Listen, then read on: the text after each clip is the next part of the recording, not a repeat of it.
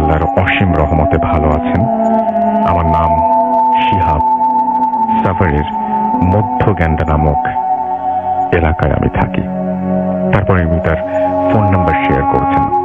আজ আমার সাথে ঘটে যাওয়া এক বাস্তব ঘটনা বলছি, যদি ভালো লাগে তাহলে শ্রোতাদের শোনাবেন। কথা না বাড়িয়ে যাওয়া যাক ঘটনায়। যখন এই ঘটনাটি ঘটে তখন আমার বয়স প্রায় 8 বছর। আমাদের বাসাটা ছিল একতলা ছাদ বিশিষ্ট। আমার এক খালামণি এসেছেন বাসায় বেড়াতে। একদিন আমি খালামণির কাছে দাবি করলাম, খালামণি আমাকে ছাদে নিয়ে যাও না, ঘুরে আসি। খালামণি দাবি না রেখে পারল না, আমাকে নিয়ে গেল ছাদে। সময়টা প্রায় বিকালই, কিন্তু সন্ধ্যা হওয়ার একটু আগে। তো খালামণির সাথে দাঁড়িয়ে আছি, হঠাৎ আমার চোখ পড়লো আকাশের দিকে। তাকাতেই দেখলাম কি যেন এক প্রান্ত থেকে আর এক প্রান্তে উড়ে যাচ্ছে। লাল রঙের কি যেন, একেবারেই লাল। যাই হোক, আমি খালামণির সাথে বাসার ভেতরে গেলাম। খালামণি একদিন পরেই চলে গেল। তারপরে শুরু হলো ঘটনা। খালামণির চলে যাওয়ার কিছুদিন পরেই আমি ঘুমাচ্ছিলাম, হঠাৎ আমার ঘুম ভেঙে গেল। বিছানা থেকে আমার চোখ হঠাৎ গেল মেঝেতে। আমি তখন দেখলাম, যে দেখার জন্য আমি একদমই প্রস্তুত ছিলাম না, আমি দেখলাম একটা পুতুল 2 থেকে 3 আঙ্গুলের মতো উচ্চতা, সেটা মেঝের এক প্রান্ত থেকে আর এক প্রান্তে হেঁটে যাচ্ছে। এই দেখে আমি আর সহ্য করতে পারলাম না, চিৎকার দিয়ে বসলাম। আমার চিৎকারে বাবা মা উঠে পড়লো, বলল, কি হয়েছে বাবা? আমি বললাম, এমন একটা পুতুলকে দেখলাম যা হাঁটছে। বাবা মা আমার ভয় দূর করার জন্য বলল, দূর, ওগুলো কিছু না, তুই স্বপ্ন দেখছিস, এখন ঘুমিয়ে পড়। আমিও বাবা মার কথা বিশ্বাস করে ভাবলাম হয়তো এটা আমার স্বপ্নই ছিল। এই ভেবে আমি সেদিন ঘুমিয়ে পড়লাম। আরেকটা অবাক করা কথা বলছি, ওই পুতুলটা জামা পরাও ছিল, সবই ছিল। লাল একটা জুতা, লাল একটা হাফ প্যান্ট আর একটা টুকটুকে কোট। জামাগুলো এতই সুন্দর ছিল বলার মতো না। যাই হোক, ঘটনাটা এখানে শেষ হতে পারত, কিন্তু শেষ হয়নি। তার পরের দিন যখন আমি আবারও ঘুমাচ্ছিলাম, তখন রাত 3টা বা 3:30 বাজবে। হঠাৎ আমার পায়ে হাঁটুটার কাছে আমি ভার অনুভব করলাম, মনে হচ্ছে এখনই ভেঙে যাবে। পরে সহ্য করতে না পেরে আমি হালকা চেয়ে দেখলাম সে অবয়বটি আমার হাঁটুর উপরে বসে আছে আর এক দৃষ্টিতে আমার দিকে তাকিয়ে আছে। এই দৃশ্য দেখে আমি সহ্য করতে না পেরে সাথে সাথে চিৎকার দিয়ে উঠলাম, আর সাথে সাথে সেই অবয়বটি জানালা দিয়ে লাফ দিয়ে কোথায় যেন চলে গেল। পরে বাবা মার একই প্রশ্ন, কি হয়েছে?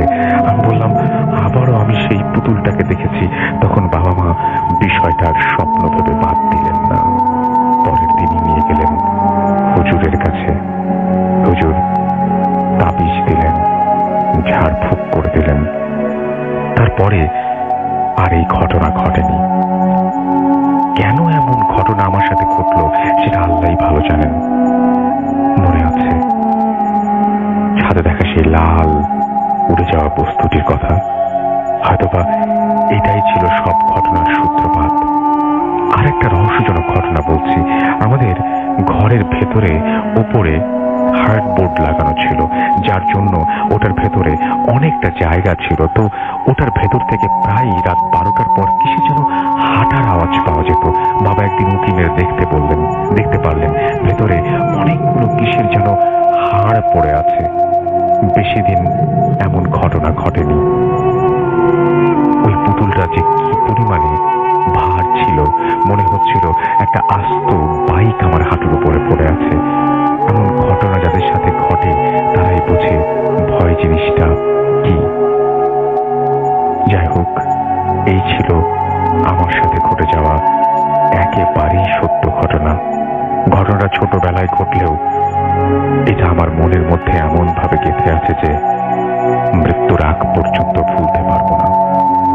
আমার সাথে আরো অন্যান্য ঘটনা ঘটেছে, যা সময় পেলে স্টুডিওতে গিয়ে বা ইমেল করে পাঠিয়ে দেব।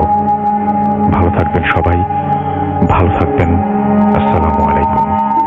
তো এই ছিল ঘটনা, এবং আমি খুবই অবাক হয়েছি এই ঘটনাটিতে যে আপনারাও যদি হঠাৎ করে ঘুম ভেঙে উঠে দেখেন যে আপনার ঘরের মধ্যে একটা এরকম ছোট্ট পুতুল হেঁটে বেড়াচ্ছে, বা আপনি যদি সেটা অনুভব করতে পারেন সেই পুতুলটা এক প্রান্ত থেকে আরেক প্রান্তে যাচ্ছে, বা কোনো সময় আপনার পায়ের ওপরে বা হাঁটুর ওপরে উঠে বসেছে এবং আপনি একটা যন্ত্রণা ফিল করতে পারছেন, এবং এই ছোট্ট পুতুলটার যদি অসম্ভব ভার অনুভব হয়, আপনি একবার চিন্তা করে দেখুন যে এটি আপনার উপরে কি ধরনের ইম্প্যাক্ট ফেলবে এবং আপনার মানসিক অবস্থা তখন কেমন হবে এবং আপনার কি মনে হবে।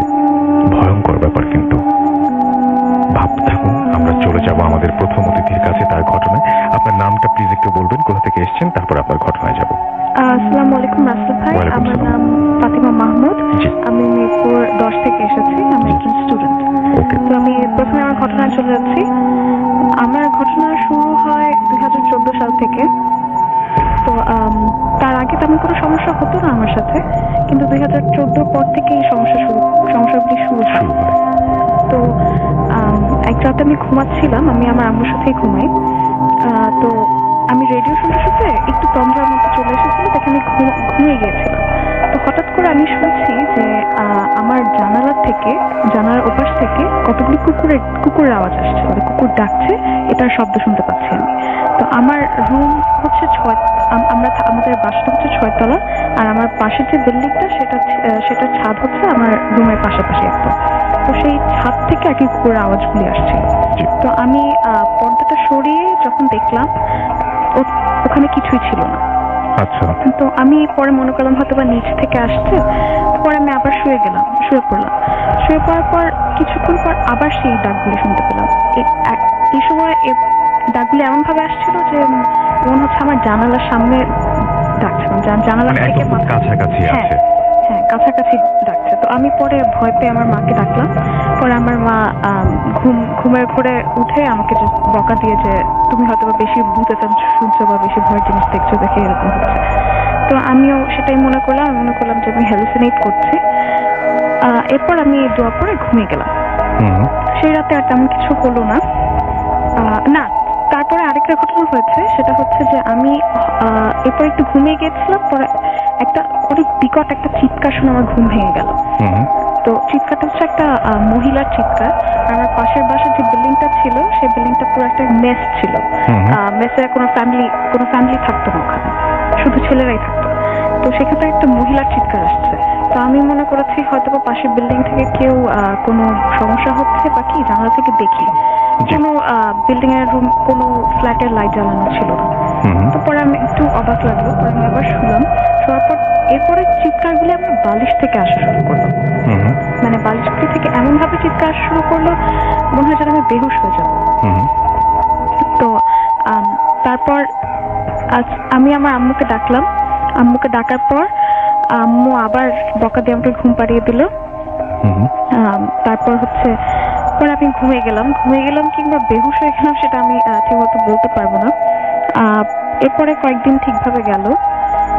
তার 2 থেকে 3 দিন পরে আমি একদিন তাহাজ্জুদের নামাজ পড়ছিলাম এক রাতে। তো তখন 3:30 থেকে 3টা বাজে। তো নামাজ শেষ করে সালাম ফিরে আমি আমার রুমের দরজার বাইরে তাকালাম। দরজার বাইরে তাকানোর পর দেখি যে আমার আব্বুর রুম থেকে একটা ছায়া মূর্তি, কিন্তু তার মানে ওই ফিগারটা থেকে একদম আলো রেডিয়েট করছে, মানে লাইট ফিগার একটা। তো সেই মূর্তিটা সে সে আমার আব্বুর রুম থেকে বের হয়ে একটু ঘুরে রান্নাঘরে চলে গেল। তো আমি তখন এতই ভয় পেয়েছি যে সাথে সাথে উঠে দেখার সাহস আমার ছিল না। একটু পরে কেমন ছিল যদি বলতেন, মানে আপনি ফিগারটা একটা মানুষের ফিগার, মানে ছায়াটাই যদি মানুষের একটা ছায়া, একটা লোকের ছায়া যদি আগুন দিয়ে তৈরি হয় বা লাইট দিয়ে তৈরি হয়, যে ফিগারটা দেখাবে একদম পুরাই ওরকম। কিছু না, মাথায় চুল বা গায়ে কোনো পোশাক না, এরকম কোনো কিছু না, জাস্ট একটা ছায়া, এবং সেটা মনে হচ্ছে যে আগুন দিয়ে মানে রেডিয়েট করছিল, আলো রেডিয়েট করছে। তো ওটা ঘুরে রান্নাঘরের ভিতরে চলে গেল। তো আমি আবার অনেকক্ষণ পর সাহস জগিয়ে উঠে রান্নাঘরে যে দেখি ওখানে কিছুই ছিল না। আমি তাড়াতাড়ি এসে আবার শুয়ে পড়লাম আম্মুর কাছে। এরপরে আমি দোয়া টোয়া পরে ঘুমিয়ে পড়লাম। এরকম কিছু ছোট ছোট ঘটনা হতে লাগলো আস্তে আস্তে রাতে। যেমন আরেক রাতে আমি নামাজ পড়ে শুয়েছি, শোয়ার পর হঠাৎ করে চোখটা বন্ধ করার পর চোখে হঠাৎ করে টের পেলাম যে আমার রুমের লাইটের ফ্লিকার হচ্ছে, মানে একটা ফ্ল্যাশ আসলো লাইট। তো পরে আমি চোখ খুলে দেখলাম কিছু নেই। অনেক সময় হয় যে লাইট অফ করলে ভোল্টেজের কারণে লাইট ফ্লিকার করে। তো আমি সেটা মনে করে তাকিয়েছিলাম যে আরেকবার দেখার জন্য। তখন দেখি আমার ডাইনিং হল থেকে একটা অনেক বড় একটা লাইটের ফ্ল্যাশ আসলো। আমার ডাইনিং হলের যেখানে লাইটটা লাগানো ছিল, যে টিউব লাইটটা লাগানো ছিল, তার অপোজিট সাইড থেকে ফ্ল্যাশ এসেছে। টিউব লাইট থেকে না থাকলে আমি দেখতে পারতাম। তো আমি আম্মুকে ডাকলাম, আম্মুকে বললাম যে আম্মু ডাইনিং থেকে এরকম ফ্ল্যাশ আসছে লাইটের। তো আম্মু বললো যে হয়তো বা বাইরে থেকে কেউ টর্চ মারছে, দারোয়ান টর্চ মেরে দেখছে যে কোন চোর এসেছে কিনা। তো আমি সেটা মানলাম, মেনে শুলাম। একটু কিছুক্ষণ পর আমার মনে হলো কি যে আমাদের ডাইনিং হলে কোনো জানালা নেই, তো টর্চ মারলেও সেই আলো ডাইনিং হলে আসার কোনো কথাই। তো আবার আমি তখন আম্মু সজাগ হয়ে গেল। তো এরপরে আরো 2বার ফ্ল্যাশ হলো, সেটা আম্মুও দেখলো আমিও দেখলাম। দেখার পর আম্মু আমাকে একটু মানে নিজে একটু ভয় পেয়ে গিয়েছিল, পরে আমাকে আশ্বস্ত করার জন্য বললো যে তেমন কিছু না, তুমি ঘুমিয়ে পড়ো, দোয়া পরে ঘুমিয়ে পড়ো। পরে ওই রাতে ঘুমানোর খুব চেষ্টা করার পরও ফজরের আজান পরে নামাজ পড়ে তারপর ঘুমাতে পারলাম আর কি। এরপরে তেমন কোনো ঘটনা হয়নি, কিন্তু আমি রাতে আর ঘুমাইনি। রাতে মানে এরপরে এক রাতে আমি ঘুমাতে পারতাম না। রাতে করতাম হচ্ছে আমি পাগলের মতো হয়ে গেলাম, মানে আমি সারা রাত হচ্ছে এক একজনের ঘরে এক একজনের বিছানার পাশে যে দাঁড়িয়ে থাকতাম, তাদেরকে দেখতাম তারা কি করছে, তারপর একা একা খেলতাম। মানে এমন ভাবে খেলতাম মনে হচ্ছে যে পাশে অনেক মানুষ এসেছে, আমি তাদেরকে খাবার সার্ভ করছি, তাদের সাথে হাসছি। তো মানে আমার মনে হতো ডিপ ডাউন সাইড, আমি মনে করতাম যে that is not me, something has taken over me, কিন্তু আমি কিছু করতে পারতাম না। এরকম করতে করতে কাউকে বলতামও না, যে বললে পরে আম্মু আমার মানে সবকিছু বন্ধ করে দিবে, যে ভূতের চমচড়া বন্ধ করে দিবে।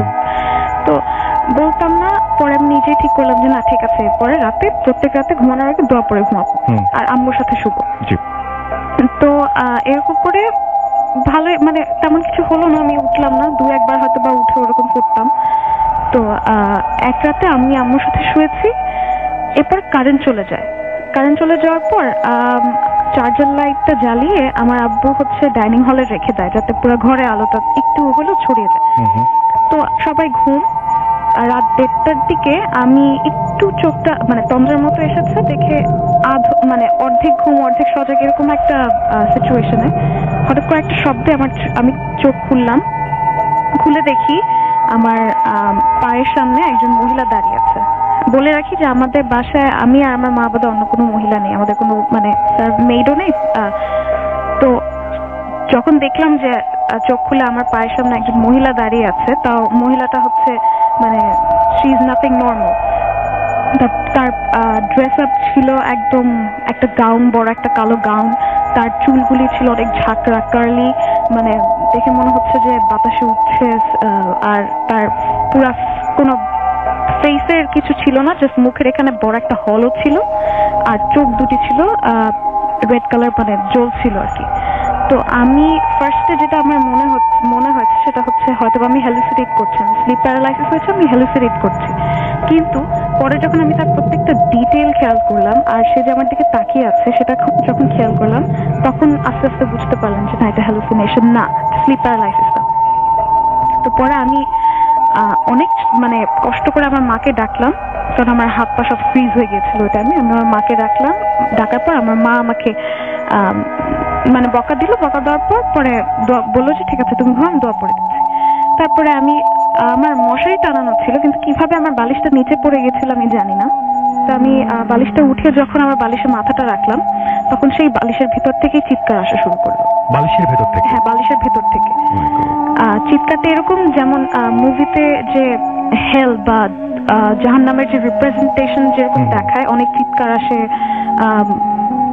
মানে কান্নাকাটি, বিভৎস ধরনের চিৎকারগুলি, সেই সেম চিৎকার বালিশের ভিতর থেকে আসছে। তো ওটা শুনে আমি ঘুমিয়ে পড়েছি কিনা কি জানি না। পরে আমি সকালবেলা উঠে কাউকে কিছু বলিনি। পরে কয়েকদিন গিয়েছে, আস্তে আস্তে কাউকে তেমন কিছু বলিনি। তারপর আম্মুকে একদিন বললাম, পরে আম্মু তারপরও আবার উড়িয়ে দিয়েছে যে এসব কিছু না, ভয় জিনিস দেখো, বেশি সিরিয়াস কিছু না।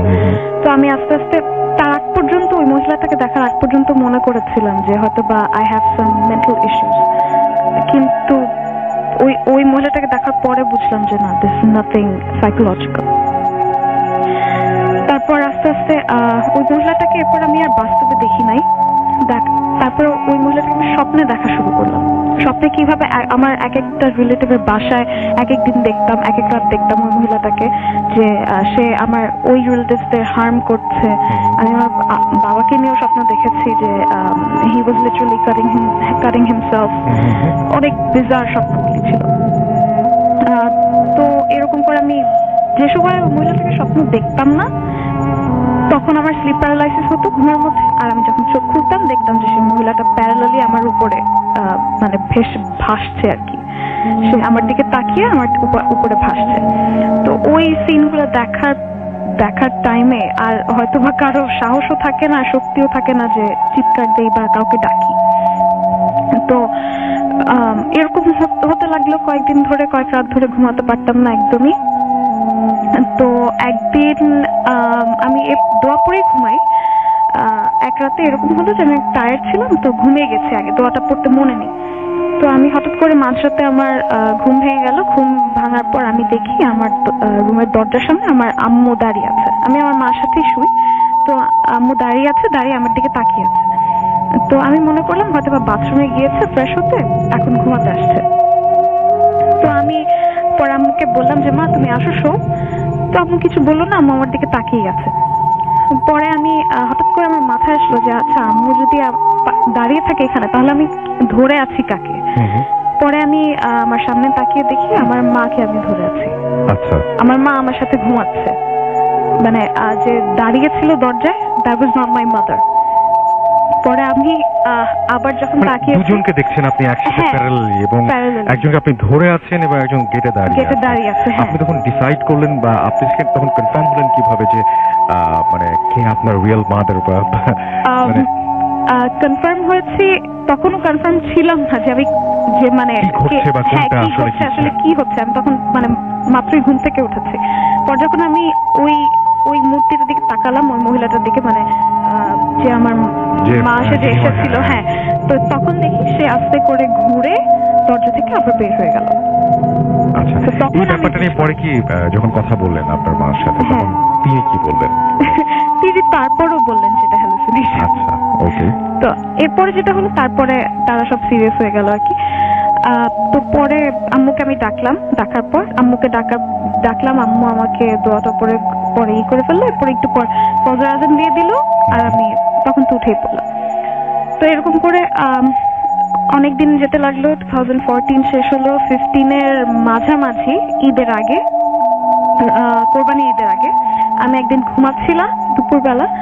তো ঘুমাচ্ছিলাম, আমি স্বপ্নে দেখছি যে ওই যে মহিলাটাকে আমি দেখতাম, সেই মহিলাটা ক্রল করে এসে, মানে হামাগুড়ি দিয়ে এসে আমার ডান পা একটা কামড় দেয়, আমার ডান পাটা টান দিয়ে এসে একটা কামড় দেয়। তো আমি সেই কামড়ের ব্যথায় ঘুম থেকে উঠে যাই। ঘুম থেকে উঠে যখন আমার পায়ের দিকে তাকাই, তখন দেখি যে পায়ের দাঁতের দাগ বসে গেছে। এটা খুব অদ্ভুত একটা ব্যাপার। এটা এটা এটা একদম আপনি সকালবেলায় না তখনই ঘুম থেকে উঠে আপনি হ্যাঁ, মানে দেখলেন দাগ ওই বসে আছে? ব্যথায় ঘুম থেকে উঠে দেখি যে আমার পায়ে দাগ পড়ে গেছে একটা। আচ্ছা। আমি তখন আর দেরি করে আমি দৌড়ে যে আমার আব্বুর কাছে গেছি, যে ডাক্তার দেখালাম, তখন তারা সিরিয়াস হলো যে আসলে সামথিং ইজ রং। এরপরে আম্মু সব ঘটনা শুনলো। আম্মুকে বললাম যে মা, আমি তো তোমাকে শুরু থেকে বলছি যে এসব হচ্ছে। তখন আম্মু আস্তে আস্তে একটু সিরিয়াস হলো, পরে আব্বু সিরিয়াস হলো।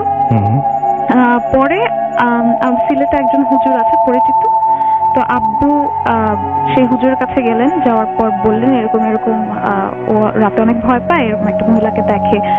তো হুজুরটা পরে আব্বুকে বলেছে যে ওকে আয়নার থেকে দূরে রাখতে, মানে আয়নার সামনে যেন বেশিক্ষণ না থাকে। আর হচ্ছে রাতে যখন ও ঘুমাবে তখন দেখবেন যে জানালার বাইরে কেউ দাঁড়িয়ে আছে কিনা। আচ্ছা। তো পরে দেখতে বলেছেন? দেখতে বলেছে। আচ্ছা।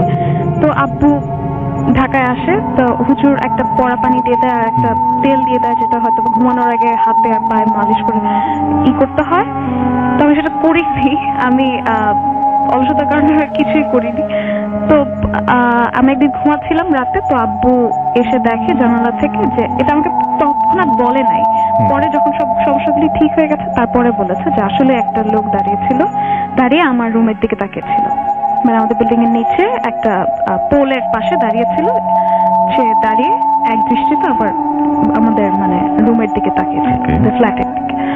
তো এরপরে আস্তে আস্তে আমি ওই মহিলাটাকে স্বপ্ন দেখা বন্ধ হয়ে যায়। এরপরে স্বপ্ন দেখা শুরু হয় যে আমি এক একটা হন্টেড প্লেসে যাচ্ছি, মানে অ্যাবান্ডেন্ড হাউস গুলাতে, যে হাউসে কেউ থাকে না, ওখানে যাচ্ছি।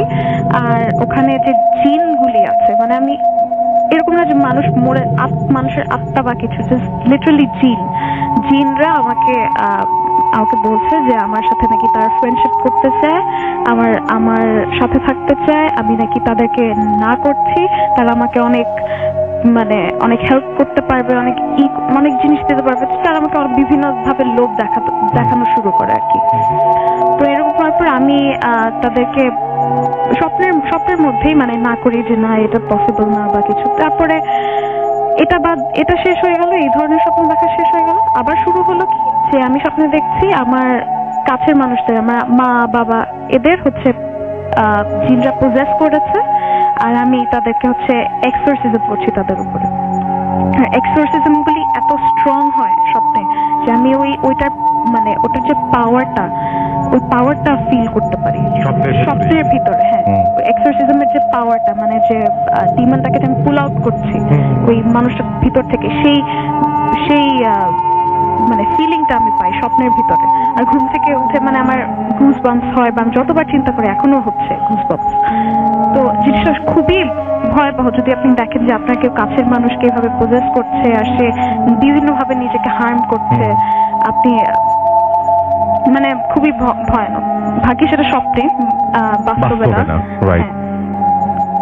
তো এরপরে আস্তে আস্তে আমি একদিন কিভাবে যেন স্বপ্নে দেখলাম যে আমি ওই মহিলাটার সাথে হাস্যকর, মহিলার সাথে আমি মারামারি করে, তো মহিলাটাকে একটা বোতলের ভিতর ঢুকিয়ে ওটাকে একটা জাহাজে রেখে দেই।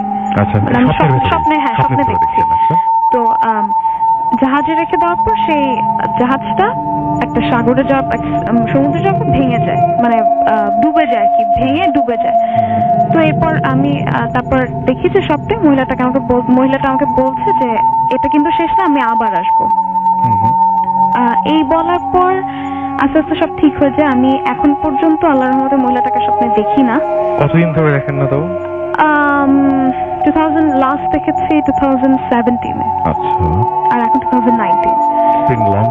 It's been a long time. ওই মহিলাটাকে দেখি না, কিন্তু ওই সেই এক্সোরসিজমের স্বপ্নগুলি, বা যে ওই আমার ফ্রেন্ড হতে চাচ্ছে বা আমার কাছে আসতে চাচ্ছে, সেই স্বপ্নগুলি এখনো দেখেন।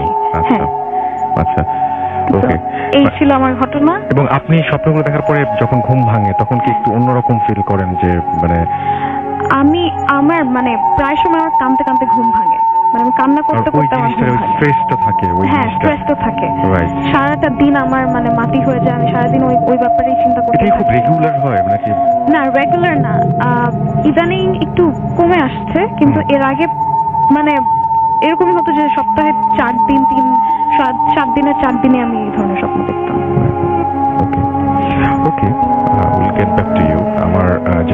যে উনি যে ঘটনাটা বললেন, ঘটনাটা খুবই অদ্ভুত, এবং সবচেয়ে বড় কথা যেটা, যে আমরা সবাই দোয়া করবো যে উনি যেন এই পরিস্থিতি থেকে বেরিয়ে আসতে পারেন। এবং আমি দেখতে পাচ্ছি যে অনেকেই লিখছেন, এবং আমাদের এখানে আছেন প্রিন্স প্রান্ত, সুমাইয়া আখতার আমাদের সাথে আছেন, এমডি মেহেদি হাসান সানি আমাদের সাথে আছেন, এমডি রেশাদ খান আমাদের সঙ্গে আছেন, আমাদের সঙ্গে আছেন বাপ্পি দেওয়ান, এমডি জহুরুল আমাদের সঙ্গে আছেন, এমডি মৃদুল আমাদের সঙ্গে আছেন, আমাদের সঙ্গে আছেন আহসানুল্লাহ আল বাশির আমাদের সঙ্গে আছেন দেখতে পাচ্ছি। এছাড়াও এই মুহূর্তে সৌরভ এসটি, টিডি তামিম বাড়ি আমাদের সঙ্গে আছেন, জিনাত আসিফ আমাদের সঙ্গে আছেন দেখতে পাচ্ছি, এমডি মনিম আমাদের সঙ্গে আছেন, এমডি রনি খান আমাদের সঙ্গে আছেন দেখতে পাচ্ছি, আসাদুল ইসলাম আসাদ, মেহরাব আমাদের সঙ্গে আছেন, আমাদের সঙ্গে আছেন রায়হান হোসেন আমাদের সঙ্গে আছেন দেখতে পাচ্ছি, গাজী আব্দুল্লাহ খুলনা থেকে, আপুর ঘটনাটি ভালো ছিল।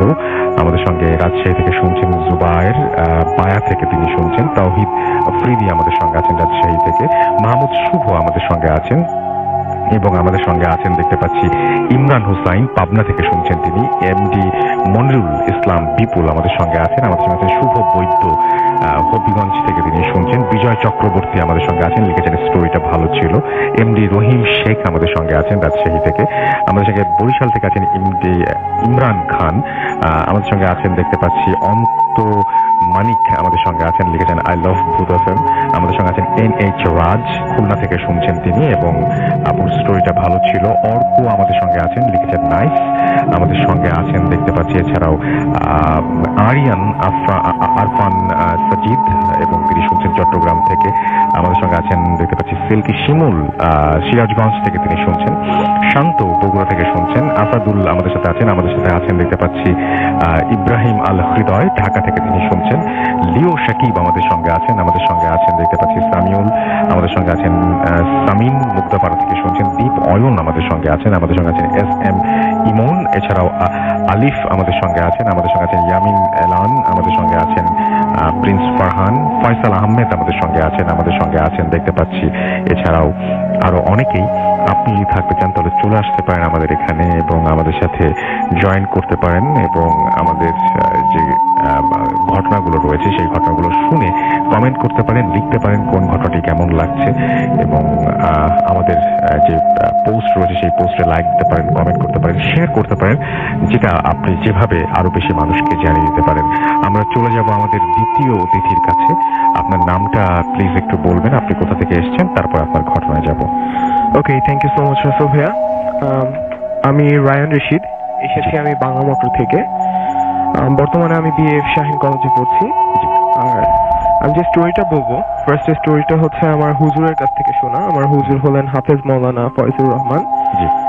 তো আমাদের বাংলা মোটরে আপনাকে ঘটনাটা বলেছেন, রাইট? জি জি, ওনার কাছ থেকে আমার ম্যাক্সিমাম ঘটনা শোনা। তো উনি এই কাজটা করতে গিয়েছিলেন, এখানে একটা জিনের আছর ছিল, তো উনি এটা ছাড়াতে গিয়েছিলেন। তো যাই হোক, আমাদের বাংলা মোটর একটা বিল্ডিং রয়েছে, সে বিল্ডিংটা বিশাল বড়, অনেকগুলো ইউনিট নিয়ে রয়েছে। তো একটা ইউনিটে একজন লোক, ওনার যে মেয়ে, ও আমার ফ্রেন্ড, এবং ওনার যে পাশের ইউনিটে যে থাকে সেও আমার ফ্রেন্ড। তো ওনার যে মেয়ে, মানে যারা ফ্ল্যাট কিনেছেন তারা হচ্ছে বিদেশে থাকেন, অর্থাৎ USA তে ওনারা হচ্ছে ওইখানেই ম্যাক্সিমাম টাইম থাকে, এবং তার যে পাশের ইউনিট সেখানে আমার ফ্রেন্ডরা থাকে। তো সেই ইউনিটে ম্যাক্সিমাম টাইমে ওটা হচ্ছে তালাবদ্ধ থাকে। ওইখানে ওই আমার মেয়ে ফ্রেন্ডটার নাম হলো ভাবনা। তো ভাবনার বাবা ওইখানে শুরু থেকেই কখনো হচ্ছে ফ্ল্যাট ভাড়া দেননি, তালাবদ্ধ করে রেখে গিয়েছেন। ওনারা মেইনলি যখন আসেন গুলশানের একটা বাড়িতে থাকেন। তো প্রায় সময় আমার বন্ধু নাইম, যে হচ্ছে ওই ভাবনার বাসার পাশে ইউনিটে থাকে, সে হচ্ছে বিভিন্ন ধরনের আওয়াজ, লাইক কুকুরের আওয়াজ বা কবুতরের আওয়াজ, বিভিন্ন সময় হচ্ছে মনে হয় কেউ একজন নক করছে, কেউ একজন কোনো কিছু থ্রো করছে, এই টাইপের আওয়াজ শুনতে পায়। শুধু নাইম না, নাইমের বাবা মা এভরিওয়ান এটা শুনতে পায়। তো এক সময় হচ্ছে ভাবনার ফ্যামিলি দেশে আসে, এবং দেশে এসে ওই বাড়িতে কিছুদিনের জন্য থাকা স্টার্ট করে। তো এর মাঝেই ভাবনার মা মাঝে মাঝে বিভিন্ন ধরনের ছোটখাটো ঘটনা, লাইক বাসাটা বেশ মোটামুটি ওনারা একটা ফ্যামিলি থাকেন, এখানে কোনো সার্ভেন্ট নেই বা কেউ বাইরে থেকে কোনো পার্সন আসে না। বাট ভাবনার মা হচ্ছে এই টাইপের শুনতে পায় যে কেউ একজন হাঁটছে, সেভাবে হয়তো ভাবনা হাঁটছে বা এই টাইপের কিছু। বাট আবার সে চিন্তা করে এত রাত্রে কেন হচ্ছে ভাবনা হাঁটবে, তো এই টাইপের। বাট তারা কি অ্যাকচুয়ালি রাসেল ভাইয়া তারা বাইরে থাকে আর তারা হচ্ছে একটু মডার্ন টাইপের মানুষ, তো এই টাইপের তারা আগে বিলিভ করতো না। আচ্ছা, হঠাৎ করে একদিন রাতের বেলায় ভাবনা হচ্ছে তাদের বেলকুনিতে যায়, বেলকুনিতে তাদের কাপড় চোপড় নেড়ে দেওয়া ছিল। তো ভাবনা হচ্ছে সেখানে বেলকুনিতে দাঁড়িয়ে ফোনে কথা বলছিল। হঠাৎ করে তার চোখ যায় বেলকুনির কোণে, সেখানে সে দেখতে পায় যে একটা মেয়ে, ছোট বাচ্চা, বেশি না, বয়স হয়তো 5 থেকে 6 বছর হবে, সে হচ্ছে সেখানে বসে বসে কাঁদছে এবং তার মাথাটা একেবারে নিচু করে দেওয়া, হাঁটু গেড়ে বসে আছে এবং তার মাথা একেবারে নিচু। তো ভাবনা হঠাৎ করে ভাবে কি ব্যাপার, মা কি আবার কোনো নতুন সার্ভেন্ট আনলো নাকি, আর আনলেও তো আমার দেখার কথা, আর ও আনলেও কাঁদবে কেন বসে বসে। তো ভাবনা হচ্ছে একটু তার খারাপ লাগে এবং সে কাছে যায়, কাছে যেয়ে তার কাঁধে হাত দিতেই সে হচ্ছে মাথাটা উঁচু করে এবং ভাবনা ওইখানে সেন্সলেস হয়ে পড়ে। এরপর এর সেন্সলেস হওয়ার আগে ও চিৎকার করে ওঠে একবার। তো চিৎকার করে যখন ওঠে তখন তার মা বাবা আসে, তখন হচ্ছে যখন তার সেন্স ফেরে সে তখন বলতে থাকে যে এরকম একজন হচ্ছে এরকম কাঁদছিল, তার কাঁধে যখনই আমি হাত দিই সে উপরের দিকে তাকায়, তার মুখটা ছিল খুবই বিভৎস, মুখটা হয়তো পুড়ে গেছে বা এই টাইপের সামথিং, এবং সে হয়তো কিছু একটা চাবাচ্ছিল বা এই টাইপের সামথিং, তার দাঁতে রক্ত লেগেছিল এবং এই জিনিসটা আমি সহ্য করতে পারি না, আমি ওইখানেই সেন্সলেস হয়ে পড়ি। এরপরে ভাইয়া আরেকটা জিনিস, সে বেলকনিতে যে বলেছিলাম যে কাপড় নেড়ে দেওয়া রয়েছে, কাপড়টা একেবারে অ্যাকুরেট একটা সার্কেল শেপে চলে আসে, লাইক একেবারে গোল। তো এরপরে হচ্ছে ভাবনার মা বাবা ব্যাপারটাকে সিরিয়াসলি নেয় যে অ্যাকচুয়ালি এই টাইপের ব্যাপার তো হওয়ার কথা না। তখন হচ্ছে আমার এই হাফেজ ফয়জুর রহমান হুজুরকে ওনারা হচ্ছে ডাকেন এবং ডাকার পরে হুজুর যখন ঢোকেন ঘরে, ঢুকতেই ওনার পায়ে যখনই পা ঢুকলেন তখনই হচ্ছে ওনার পায়ে মনে হয় রক্ত লেগে আছে বা এই টাইপের সামথিং উনি দেখতে পান। এটা শুধু উনি না, ওনার ওই ভাবনার ফ্যামিলি যারা ছিল সবাই দেখতে পায়। এরপরে হচ্ছে হুজুর ঢুকে একটা কাজ করেন, উনি জমজম পানি দিয়ে চারপাশে একটা সার্কেল টাইপের করে ফেলেন। আচ্ছা, অনেক জমজম পানি নিয়ে সার্কেল টাইপের করে করতেই দেখেন যে সামনে হঠাৎ করে একটা কালো বিড়াল চলে আসে হঠাৎ করে, এবং সেই সার্কেলটাকে বরাবর করে ঘুরতে থাকে, এবং যখনই পিছনে যাচ্ছে সে বিড়াল থেকে শেয়াল, শেয়াল থেকে আবার বিড়াল বা এই টাইপের বিভিন্ন ধরনের জীবজন্তু হওয়া স্টার্ট করে, এবং এটা সবার চোখের সামনে রাখা যায়। তারা সবাই দেখেন জিনিসগুলো একেবারে সবার চোখের সামনেই তার এই জিনিসটা চেঞ্জ হচ্ছে। এই জিনিসটা দেখে সবাই বুঝতে পারে না আসলে এই বাড়িতে কিছু একটা আছে। তো তারপরে হচ্ছে হুজুর করেন কি, ওই প্রাণীটার গায়ে হচ্ছে একটু জমজম পানি ছিটিয়ে দেন, এর সাথে সাথে ওইটা চোখের সামনেই আবার গায়েব হয়ে যায়। তো এরপরে হুজুর সবাইকে বলেন যে আসলেই দেখেন আপনার বাড়িতে কিছু একটা আছে, তো বাড়িটাকে বন্ধ করতে হবে।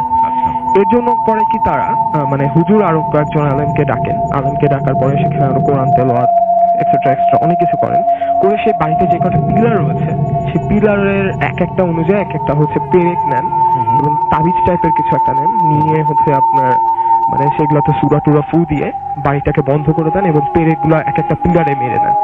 এরপর ভাইয়া দেখেন অনেক দোয়া দুরুদ করে।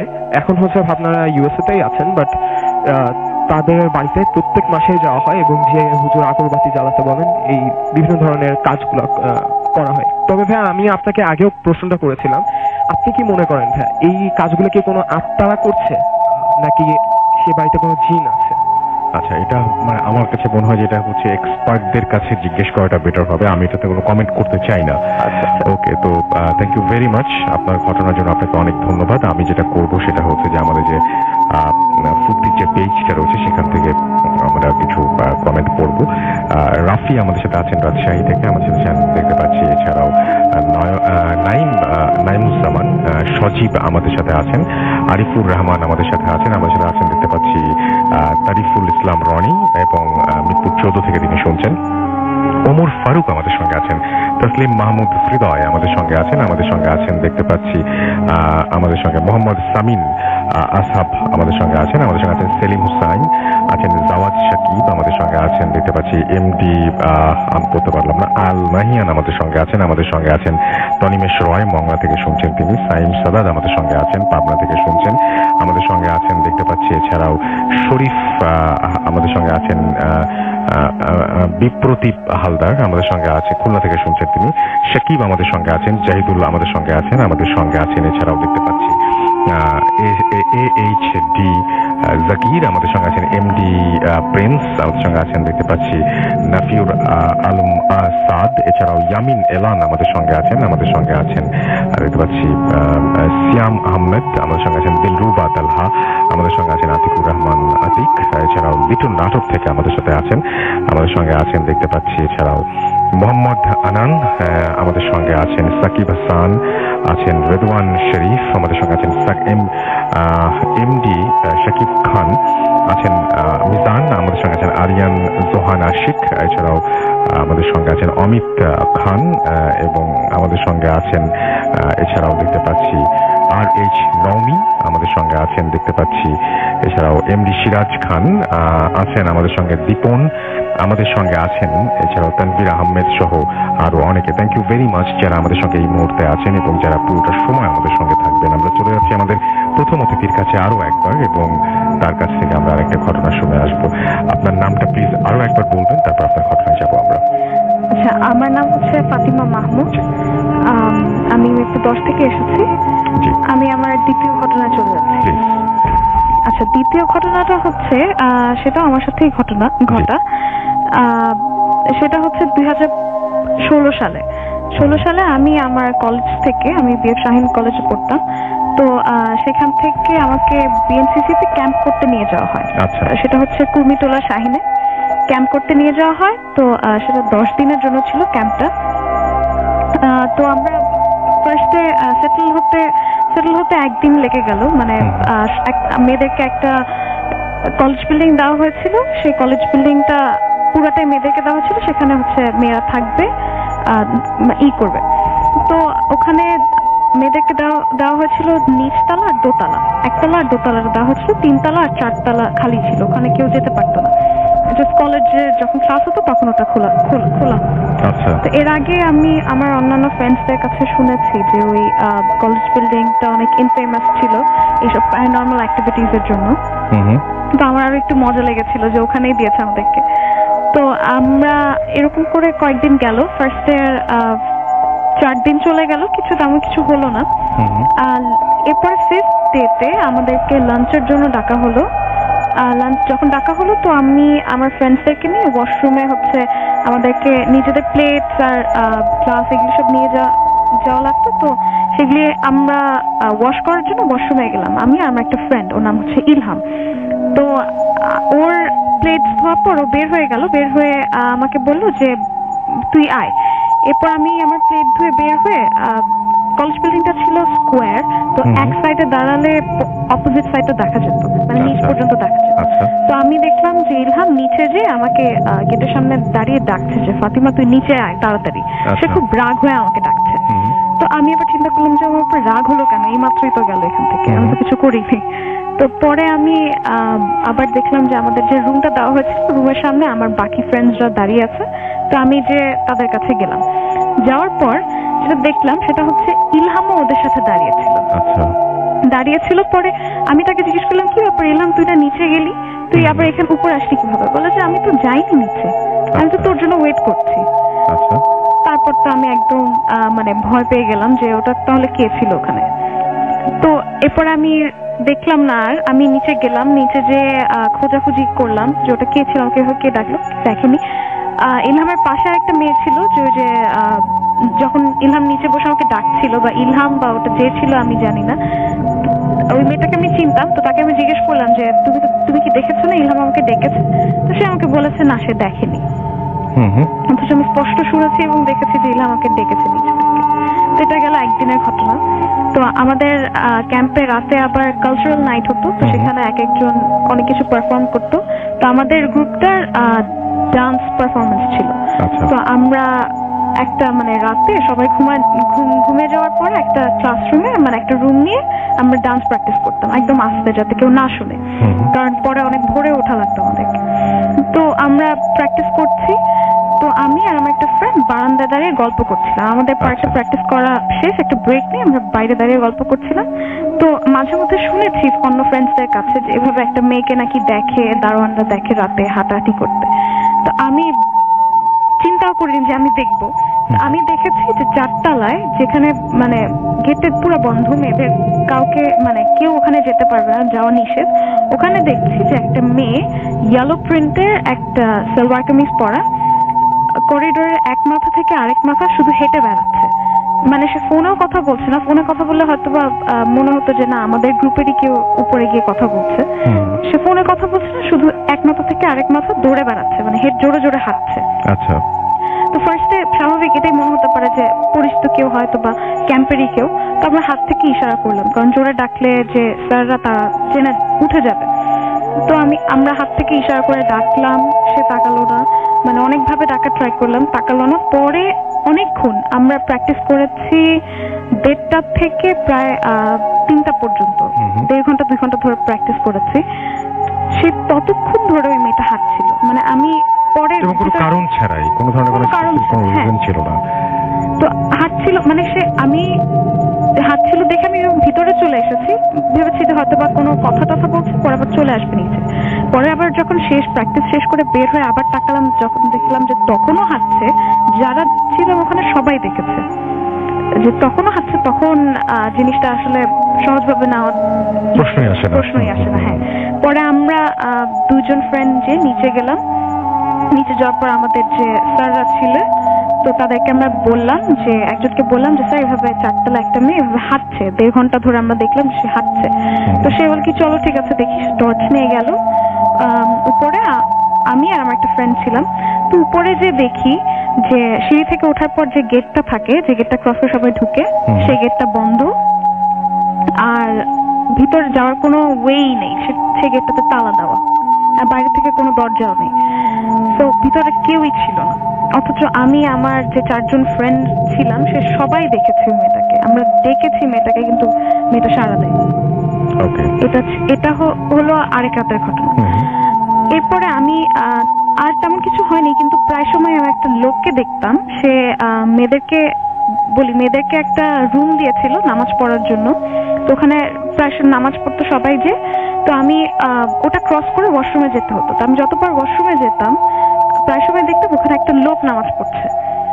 লোকটা হচ্ছে একটু বয়স্ক, সে ব্রাউন কালারের একটা পাঞ্জাবি পরা, তার দাড়ি হচ্ছে সাদা টুপি পরে নামাজ পড়ছে এক্স্যাক্ট স্পটে। যতবার দেখেছি সে এক্স্যাক্ট স্পটটাতে বসে নামাজ পড়ছে।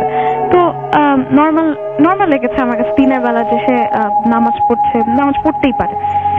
এরকম করে আমি 10 দিনে প্রায় 8 দিনই তাকে দেখেছি দিনের বেলা। কিন্তু 2 দিন আমি দেখেছি ওনাকে যে সে রাত 3:30টার দিকে নামাজ পড়ছে ওখানে।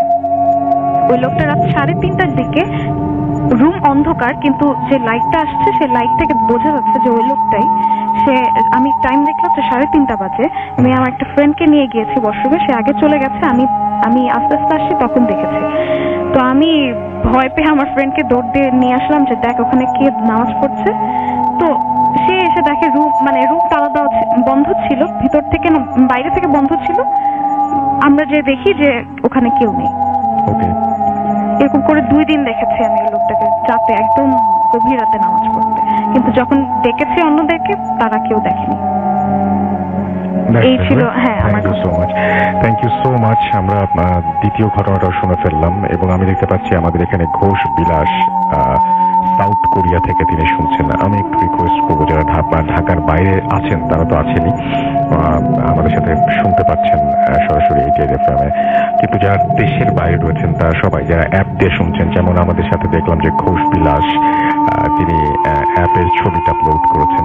তো যারা দেশের বাইরে থেকে শুনছেন তারা কাইন্ডলি আমাদের কমেন্ট সেকশনে গিয়ে, শুধুমাত্র যারা দেশের বাইরে থেকে শুনছেন তারা কমেন্ট সেকশনে গিয়ে অ্যাপের ছবি আপলোড করবেন প্লিজ, যে আপনি লাইভ শুনছেন অ্যাপ দিয়ে এবং পৃথিবীর কোন প্রান্ত থেকে সেটা আমাকে জানাবেন। MR খান আমাদের সঙ্গে আছেন, দেখতে পাচ্ছি SU ফাহিম, আমাদের সঙ্গে আছেন ইসমাইল হোসেন, আছেন আমাদের সঙ্গে BP আকাশ, কুষ্টিয়া থেকে শুনছেন তিনি। পাপ্পু আমাদের সঙ্গে আছেন, দেখতে পাচ্ছি ফায়াজ খান, এবং আমাদের সঙ্গে আছেন দেখতে পাচ্ছি ড্রিমলেস ভুবন খান, আমাদের সঙ্গে আছেন দেখতে পাচ্ছি রাজ আহমেদ রাকিব, প্রীতম বড়ুয়া আমাদের সঙ্গে আছেন দেখতে পাচ্ছি MD আমির হামজা আছেন আমাদের সঙ্গে, প্রসেনজিৎ আছেন আমাদের সঙ্গে,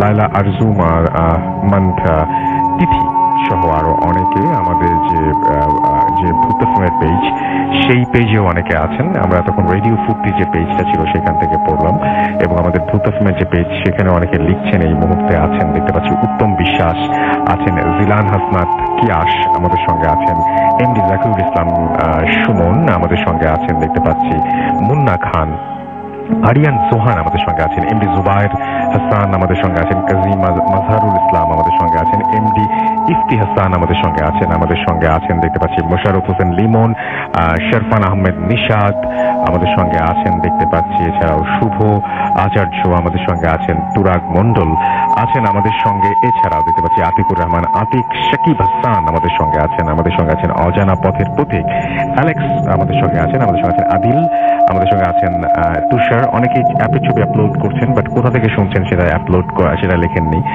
দেশের বাইরে থেকে যারা আছেন তাদেরকে বলবো যে ছবি আপলোড করে আপনারা পাঠিয়ে দিন। এবং আমাদের সঙ্গে দেখতে পাচ্ছি সামিউর আছেন আমাদের সঙ্গে, MD শফি তালুকদার আছেন আমাদের সঙ্গে দেখতে পাচ্ছি, এছাড়াও সাবিনা SHK আমাদের সঙ্গে আছেন, SK সোহাগ, NH রাজ সহ আরো অনেকে। তো আমরা চলে যাবো আমাদের যে দ্বিতীয় অতিথি ছিলেন তার কাছ থেকে, এবং তার কাছ থেকে আমরা আমাদের দ্বিতীয় ঘটনাটি শুনে আসবো। আপনার নামটা প্লিজ আরেকবার বলবেন, কোথা থেকে এসেছেন, তারপর আপনার ঘটনায় যাবো। Thank you so much Rasel ভাইয়া। আমি রায়ান রশিদ, এসেছি বাংলা মোটর থেকে।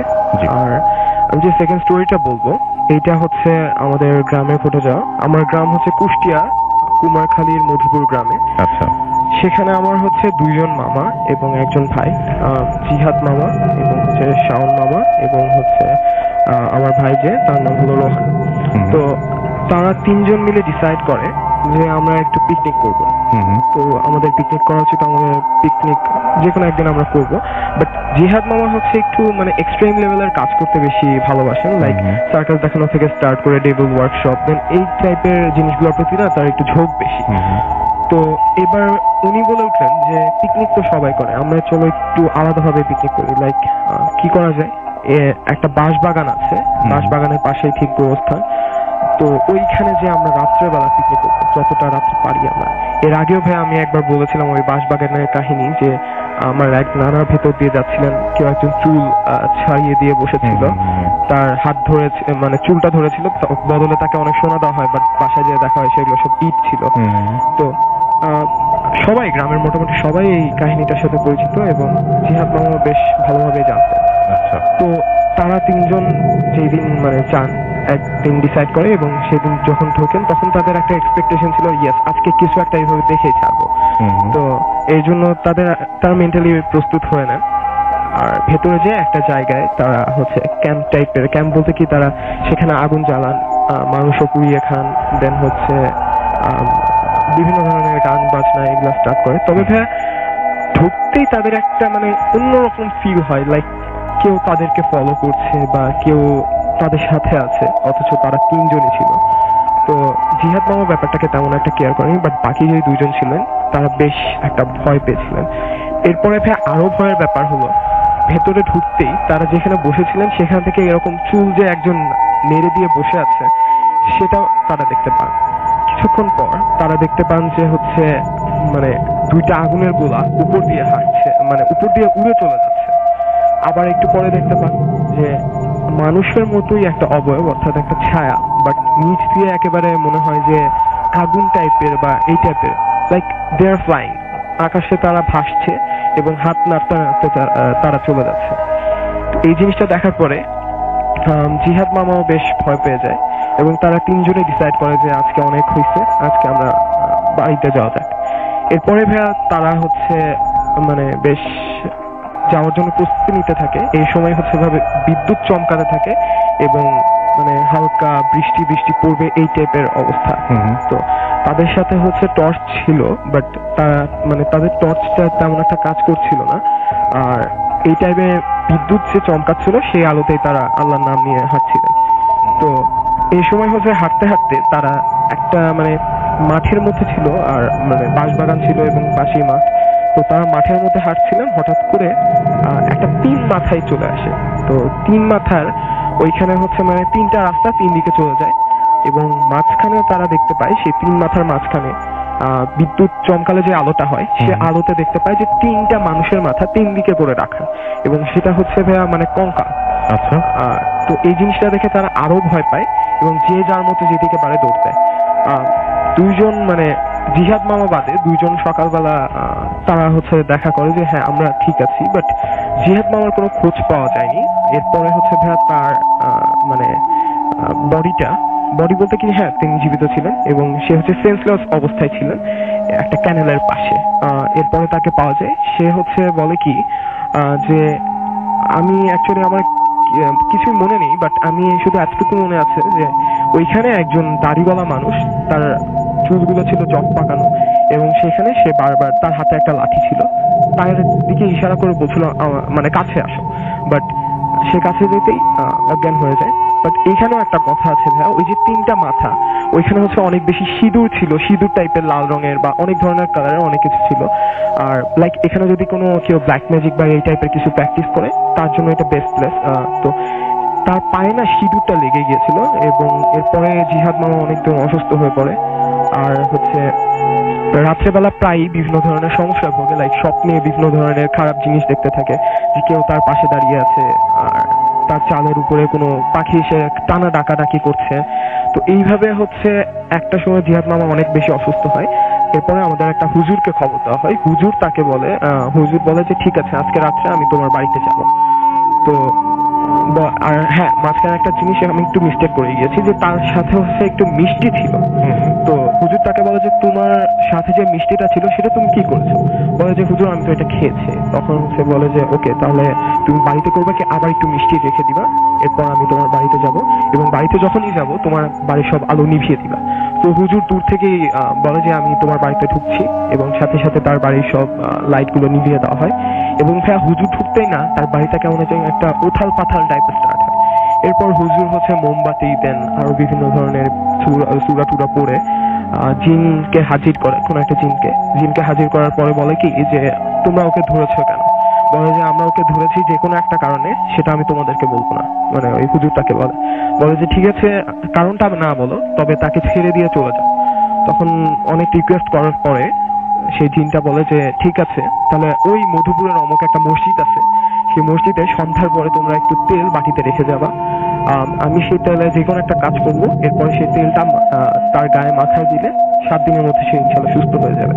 তখন হচ্ছে হুজুর তাকে জানালেন যে যতদূর মানে হুজুরের মনে পড়ছিল, মানে বুঝতে পারছিলেন আর কি হুজুর, যে ওইখানে কোন একটা তান্ত্রিক টাইপের কেউ ব্ল্যাক ম্যাজিক করার চেষ্টা করছিল। তারপর ওই ভাইয়া সিঁদুরটা মামার পায়ে যে লেগেছিল সেটা বাড়ি পর্যন্ত এসেছিল, যার কারণে এই রাত্রেবেলা এত ধরনের সমস্যা হচ্ছিল এবং জিনেও তার উপর একটা মোটামুটি একটা প্রসেস করে ফেলছিল। তো এরপরে ভাইয়া ওই তেলটা মাখানো হয় এবং পরবর্তীতে আলহামদুলিল্লাহ জিহাদ মামা এখন সুস্থ আছে। Thank you so much.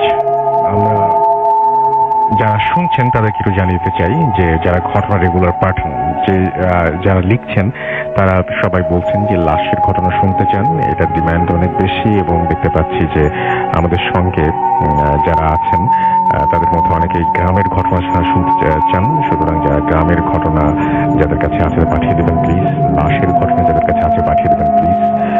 আমার মনে হয় যে আমার একটা ডিমান্ড আছে যে আপনার বাসায় আপনার ঘরের ভেতরে যে ঘটনাগুলো ঘটেছে বা আপনি যেগুলো মানে রেগুলার ইউজ করেন, যেমন আপনি আপনার ঘরে রেগুলার ঘুমান, আপনি আপনার গাড়িতে রেগুলার ইউজ করেন, তো এই সমস্ত ব্যাপার নিয়ে এই রিলেটেড যে ঘটনাগুলো আছে সেই ঘটনাগুলো কাইন্ডলি একটু পাঠানোর চেষ্টা করবেন যারা শুনছেন তারা।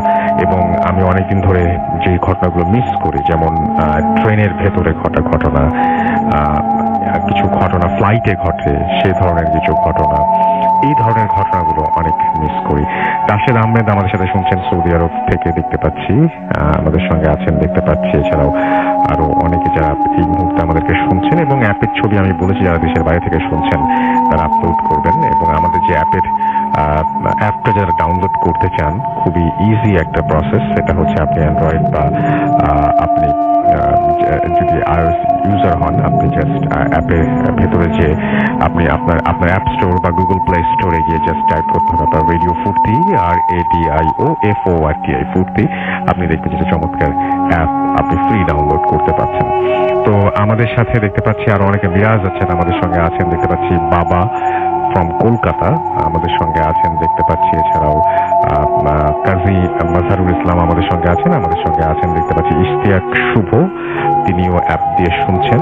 সামিউর আমাদের সাথে আছেন, আমাদের খুলনা থেকে তিনি শুনছেন। এছাড়াও কাজী আমাদের সাথে আছেন, দেখতে পাচ্ছি। এছাড়াও এমডি ফারহান শিকদার আলামিন, এবং আগের ঘটনাটার কাছে অনেক ভালো লেগেছে যেটা তিনি জানিয়েছেন। মিশন আলী আমাদের সাথে শুনছেন রাঙামাটি থেকে, আমাদের সঙ্গে আছেন, দেখতে পাচ্ছি জামিল, এবং তিনি শুনছেন তার ফ্রেন্ডরা মিলে সবাই একসঙ্গে শুনছেন এবং তারা অ্যাপ দিয়ে শুনছেন।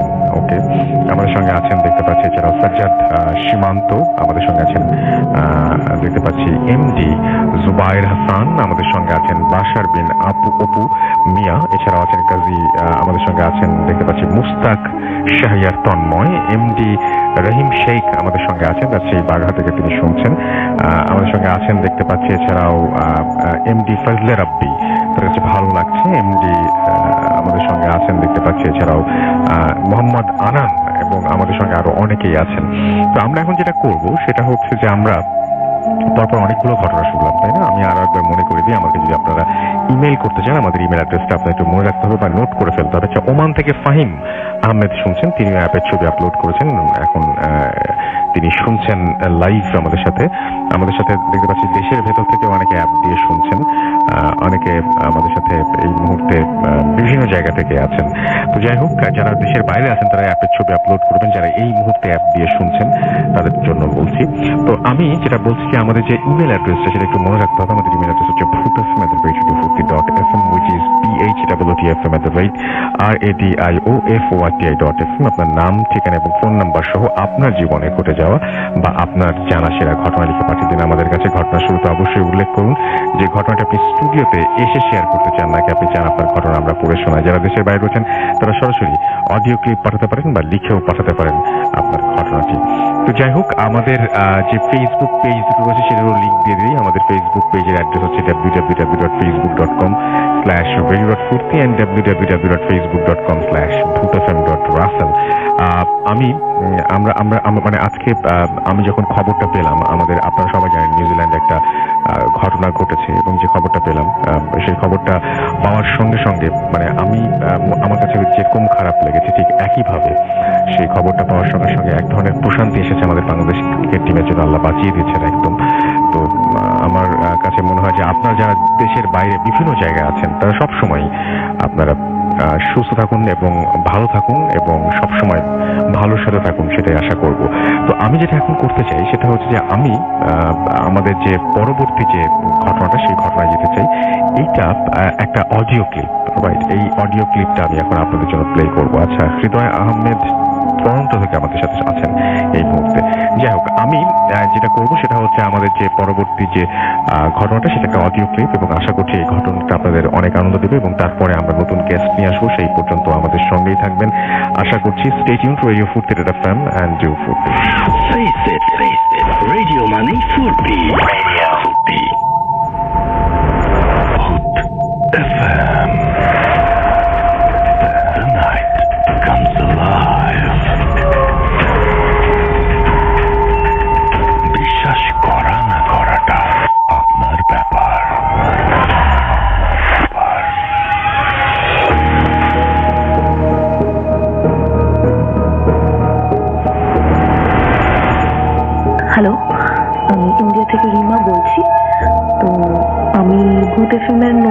লিসনার এবং ভূত নিয়ে একটা আলাদা রকমের ভূতের ঘটনা নিয়ে, স্পেশালি যদি সেটা সত্যিকারের হয় তো সেটা নিয়ে একটা আলাদা রকম ভালো লাগা আছে। তো সেই থেকেই একটি গল্প শেয়ার করতে চাই এবং এটা আমার নিজের অভিজ্ঞতা। তো গল্পে সোজাসুজি যাচ্ছি।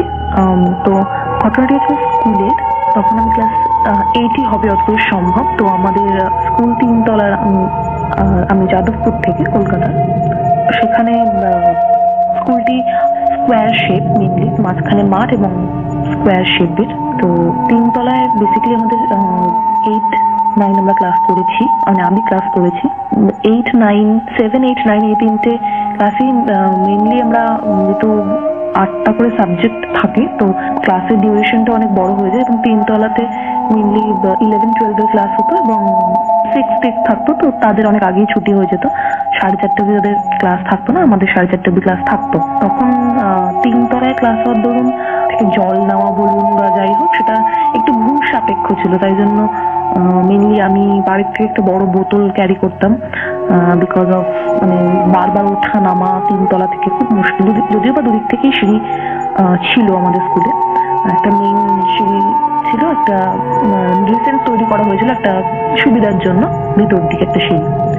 তো ওই বটলটি ক্যারি করার জন্য একটা, যেহেতু স্কুলের ব্যাগে 8টে পিরিয়ডের জন্য আর 8টা বই খাতা নিতে হতো 8টা সাবজেক্টের জন্য, তো আমি আলাদা একটা বটল ক্যারি করতাম, বটলের ব্যাগ শুদ্ধ। তো যা হয় 7, 8-এ সবে ছেলেমেয়েরা একটু বেশি পেকে যায়। তো আমার এরকম কিছু ক্লাসমেট ছিল যারা একটু বেশি ডেপো ছিল, তো তাদের সেটা খুব হাস্যকর লাগতো যে আমি একটা এক্সট্রা জলের জন্য একটা ব্যাগ বই নিয়ে যেতাম। তারাই আর কি একদিন সেই বোতলের ব্যাগটা, একদিন না এরকম 2-3 দিনই হয়েছে, লুকিয়ে দিয়েছে। তো আফটার টিফিন জলপ খাওয়া হয়ে যাওয়ার পরে যদি নিচে যদি কম্পিউটার ক্লাস বা পিটি থাকতো বা অন্য কোনো ক্লাস থাকতো যেটা আউট অফ মেইন ক্লাস, তো তখন এসে আর জলের বোতলটা তো দেখা হতো না, মানে ডেস্কে আছে, যাওয়ার সময় নিয়ে বেরোবো, এরকম একটা ব্যাপার থাকতো। একদিন এরকম হলো যে পিছনের সিঁড়ি থেকে আমরা নেমে যাচ্ছি, কারণ সামনের সিঁড়িগুলো থেকে তালা দেওয়া শুরু হয়ে যায়, মানে পুরো চক্কর ঘুরে নিয়ে তালা দেওয়া শুরু হয়ে যায়। তো যেহেতু 6, 7 বেশিরভাগই আস্তে আস্তে 11, 12 স্পেশালি যে 3:30 নাগাদ ছুটি হয়ে যায়, কারণ তাদের ক্লাস ডিউরেশনটা কম, তাদের 6টা কি 5টা করে সাবজেক্ট থাকে, ক্লাস অফও থাকে। তো সেই ওয়াইজ আমাদের ক্লাসের ডিউরেশনটা একটু বেশি থাকতো, যেহেতু 4:30 অব্দি। দেখি যে আমি বটলটা নিয়ে আসিনি, বা কেউ আমাকে কোনো একটা ফ্রেন্ডলি মনে করে দিয়েছে যে তোর জলের ব্যাগটা কোথায়। তো আমি গিয়ে বললাম ঠিক আছে তুই নিচে যা, পিছনে সিঁড়ি দিয়ে তুই নিচে যা, সামনেরটাতে তো আস্তে তালা দেওয়া শুরু, তালা দিতে থাকে আস্তে আস্তে, তো সামনেরটা দিয়ে যাবো না, পিছনেরটা দিয়ে নিয়ে যাবো। পিছনেরটাতে সবে নতুন তৈরি, ওখানে কোনো ওরকম সিস্টেম ছিল না তালা দেওয়ার, যেহেতু ভিতর থেকে ছিল যাতায়াত করা যেত। বেসিক্যালি আমি গেলাম, মানে নতুন সিঁড়ি যেটা, মানে আমাদের ভিতর থেকে যে একটা অ্যাটাচড সিঁড়ি নতুন হয়েছিল সেটা থেকে ক্লাসটা খুব একটা দূরে ছিল, 3-4টে ক্লাস পরেই ছিল। তো আমি গেলাম যে ডেস্কে, আমি যে ডেস্কে বসেছিলাম সেখানে অ্যাকচুয়ালি নেই বটলটা। তো আগেও এরকম হয়েছে বলে আমি 2-একটা জায়গা খুঁজে নেওয়ার পরে, ঘুরে নেওয়ার পরে পেয়ে গেছিলাম। আমি নামছি, এবার লাইব্রেরি পরে এবং ঠিক লাইব্রেরির পাশ থেকে নতুন সিঁড়িটি ক্রিয়েট হয়েছে এবং তারপর ছাদের সিঁড়ি, সেটা এটা মানে 3 তলা থেকে 1 তলা যেটা র্যান্ডম সিঁড়ি, তারপরে একটা ব্রেক দিয়ে তারপরে ছাদের সিঁড়ি। তো মানে আমি নামার সময় ফিল করছি পুরো তো 3 তলা ফাঁকা এবং অনেক প্রচলিত ঘটনাও আছে যে এরকম সুইসাইড কেস হ্যান ত্যান এই জাতীয়। তো তারপরে তো ভয়, সেগুলো কোনোটাই ভয় লাগার বিষয় না, কারণ 5 থেকে পড়ে আসছি, 3-4 বছর কেটে গেছে, ডাজন্ট মেক এনি সেন্স যে এখন হঠাৎ করে ভয় পাবো। কিন্তু একটা ফিলিং হলো যে খুব জোরে কেউ একটা ধাক্কা মারতে যাচ্ছে মানে পিছন থেকে। আমি যদি রেলিংটা না ধরে থাকতাম সিঁড়ি, তাহলে হয়তো পড়ে যাওয়ারও চান্স ছিল বা স্কিপ করে যাওয়ার চান্স ছিল। সেই ফিলিংটা হওয়ার পর থেকে আমি দরদর করে নেমে গেলাম এবং আমি বুঝতে পারলাম যে আমার পিছন থেকে কেউ একজন খুব ফোর্সফুলি এসে সিঁড়ির ছাদের সিঁড়ির ওই প্যাসেজটাতে দাঁড়ালো এবং সেরকম মারাত্মক ফিলিং। তখন খুব তাড়াতাড়ি ওর দিকে না তাকিয়ে খুব স্পিডে নেমে গেলাম। এবং এই প্রসঙ্গে বলে রাখা, আমার যেটা মনে হয় বেসিক্যালি বলে রাখা খুবই প্রয়োজন, যে কিছুদিন আগেই আমাদের যে একজন সিকিউরিটি গার্ড ছিল, যিনি দিন রাত গার্ড দিতে, মানে 24/7 উনি স্কুলে থাকতেন, ওনার রুমও ছিল একটা পার্সোনাল। তো উনি মার্ডার হন। তো মানে ওনার মার্ডার হয়, একটা মানে ডাকাতি দল ঢুকেছিল, ডাকাতের দল। তো কিছু টাকা আই থিঙ্ক ঢুকেছিল স্কুলে ফর রেনোভেশন অ্যান্ড অল। তো টাকাটা রাখা ছিল, সামহাও তারা খবরটা পেয়েছিল এবং এই দলটা অনেক জায়গাতে ডাকাতি করেছে এবং ধরাও পড়েছে। তো ওই কাকুটা খুব আমরা ক্লাস 5 থেকে দেখে আসছি যে কাকু খুব বিশ্বস্ত, এবং তো কাকুকে মানে রীতিমতো দৌড়ে মানে কাকু ঢুকেছিল এবং কাকুকে রীতিমতো দৌড় করে করে মারিয়েছিল। কাকু তাও চাবি দেয়নি, মানে আফটার মার্ডার চাবিটা তার কাছ থেকে নিয়ে নেওয়া হয়েছিল এবং ওই মাঠেই আর কি আমাদের যে স্কুল গ্রাউন্ডটা ওখানে মানে কাকুকে মার্ডার করা হয়েছিল। মানে আগেও যা দেখেছি যে কাকু প্রত্যেকটা ফ্লোর ঘুরতো এবং কোনো রুমে কেউ আছে তখন, কারণ অত আগে তো সবসময় সিঁড়িটা ছিল না, বছর 2 আগে বা বছর খানিক আগে হয়তো সিঁড়িটা করা হয়েছে। আমি স্কুল পাস করে গেছি 6 ইয়ার্স আগে, তো আমার এক্সাক্ট মনে নেই, কারণ স্কুল পাস করার আরো 4 বছর কি 5 বছর আগেকার ঘটনা বলছি, 4 বছর আগেকার হয়তো ঘটনা বলছি। তো তখন সব আর কি সিঁড়িটা ওই বছর খানিক তৈরি হয়েছে আর কি। তো এইসব কাজের জন্যই ওই অ্যামাউন্টটা ছিল আর কি আমাদের হেডমিস্ট্রেসের ঘরে। তো কাকু তা পাহারা দিত এবং মানে সামার ভ্যাকেশন বা দুর্গাপুজোর ছুটি সেই টাইমে এই ব্যাপারটা ঘটে। এবং খুব সেই সময় আমি সেই জায়গায় যেদিনকে কাকু মারা যায় ঠিক তারপরের দিন পুলিশ এসেছিল এবং আমার ঠিক সেই আমার বাড়ির থেকে স্কুল খুবই কাছে এবং সেম পাড়াতে মানে স্কুলের একদম পাশেই আমি পড়তে যেতাম, টিউশন ছিল ইংলিশ টিউশন। তো সেখানে ফেরার সময় দেখতে পাই যে পুলিশ, এবং পরে জানতে পারি এরকম ঘটনা যে কাকু মারা গেছে। তো কিন্তু কাকু মানে এমনি হার্মফুল ছিল না বা সেরকম কিছু ছিল না, কিন্তু কাকু ওরকম রাউন্ড দিত প্রত্যেকটা ফ্লোরে এবং ঘুরতো এবং দেখতো যে কোনো বাচ্চা থেকে গেছে কিনা, কারণ অনেক সময় এরকম প্রবলেম হয়েছে। তো 3টে তলাতে তো তালা দেওয়া হয়, তার জন্য যেহেতু ফার্স্টে ওই ব্যাপারটা ছিল না, ওই সিঁড়িটা ছিল না, সেই কারণবশত কাকু ঘুরতো প্রত্যেকটা ফ্লোরে প্রত্যেকটা রুমে চেক করতো যে কেউ আছে কিনা। তো হতে পারে মানে এটা আমার একটা থিঙ্কিং যে হতে পারে যে কাকু মানে আমাকে ফেলে দেওয়ার কোনো রকমের উদ্দেশ্য ছিল না হয়তো, বাট মানে আমি এটা খুব মানে কি বলবো ফিলিংটা খুব আমার স্ট্রং ছিল যে সামহাও কেউ একটা খুব জোরে আর কি আসছে, মানে ধেয়ে আসা যেটাকে বলে। তো আমি মানে তাড়াতাড়ি দ্রুত নেমে গেছি এবং একটা হাওয়া আমাকে পুশ করেছে যে মানে নামার জন্য বা হোয়াটএভার, সে কারণটা আমি বলতে পারবো না। এবং কিছু একটা গিয়ে মানে আমার পিছনের ব্যাগ মানে পিছন কাঁধের সাইড থেকে ব্যাগের ওখান থেকে গিয়ে যায় ওই সিঁড়ির প্যাসেজে মানে দাঁড়ালো, সেখানে স্পষ্ট বুঝতে পারলাম আমি কোনো দিকেই তাকাইনি এবং নেমে গেছি সঙ্গে সঙ্গে। এবং লেট হচ্ছে বলে আমার ফ্রেন্ড দোতলায় দাঁড়িয়েছিল, তো বললো কি রে তো দেরি হলো, নাথিং। তো এটা একটা আমার সাথে মানে ঘটেছিল এবং জানি না এখনো যেটা কি আদেও। তো থ্যাংক ইউ শোনার জন্য এবং শেয়ার করেন, ভালো লাগবে। Face it. Radio Money Furby. Radio Furby. Hood FM. The night comes alive. বিশ্বাস করা না করাটা আপনার ব্যাপার।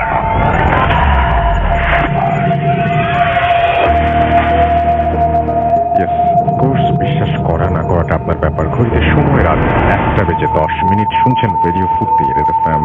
আমি রাসেল আছি সাথে এবং চলছে ভূত এফএম।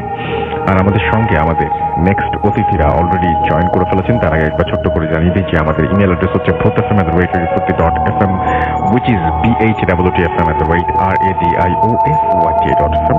আপনার নাম, ঠিকানা এবং ফোন নাম্বার সহ আপনার জীবনে ঘটে যাওয়া বা আপনার জানা সেরা ঘটনা লিখে পাঠিয়ে দিন আমাদের কাছে। ঘটনার শুরুতে অবশ্যই উল্লেখ করুন যে ঘটনাটি আপনি স্টুডিওতে এসে শেয়ার করতে চান নাকি আপনি চান আপনার ঘটনা আমরা পড়ে শোনাই। যারা দেশের বাইরে রয়েছেন তারা সরাসরি অডিও ক্লিপ পাঠাতে পারেন বা লিখেও পাঠাতে পারেন ঘটনা। আর যারা আমাদের ফেসবুক পেজে জয়েন করতে চান বা আমাদের পোস্টের নিচে লাইক দিতে চান, কমেন্ট করতে চান বা শেয়ার করতে চান, তারা চলে আসেন www.facebook.com/radio.furti and www.facebook.com/bhutfm.rasel।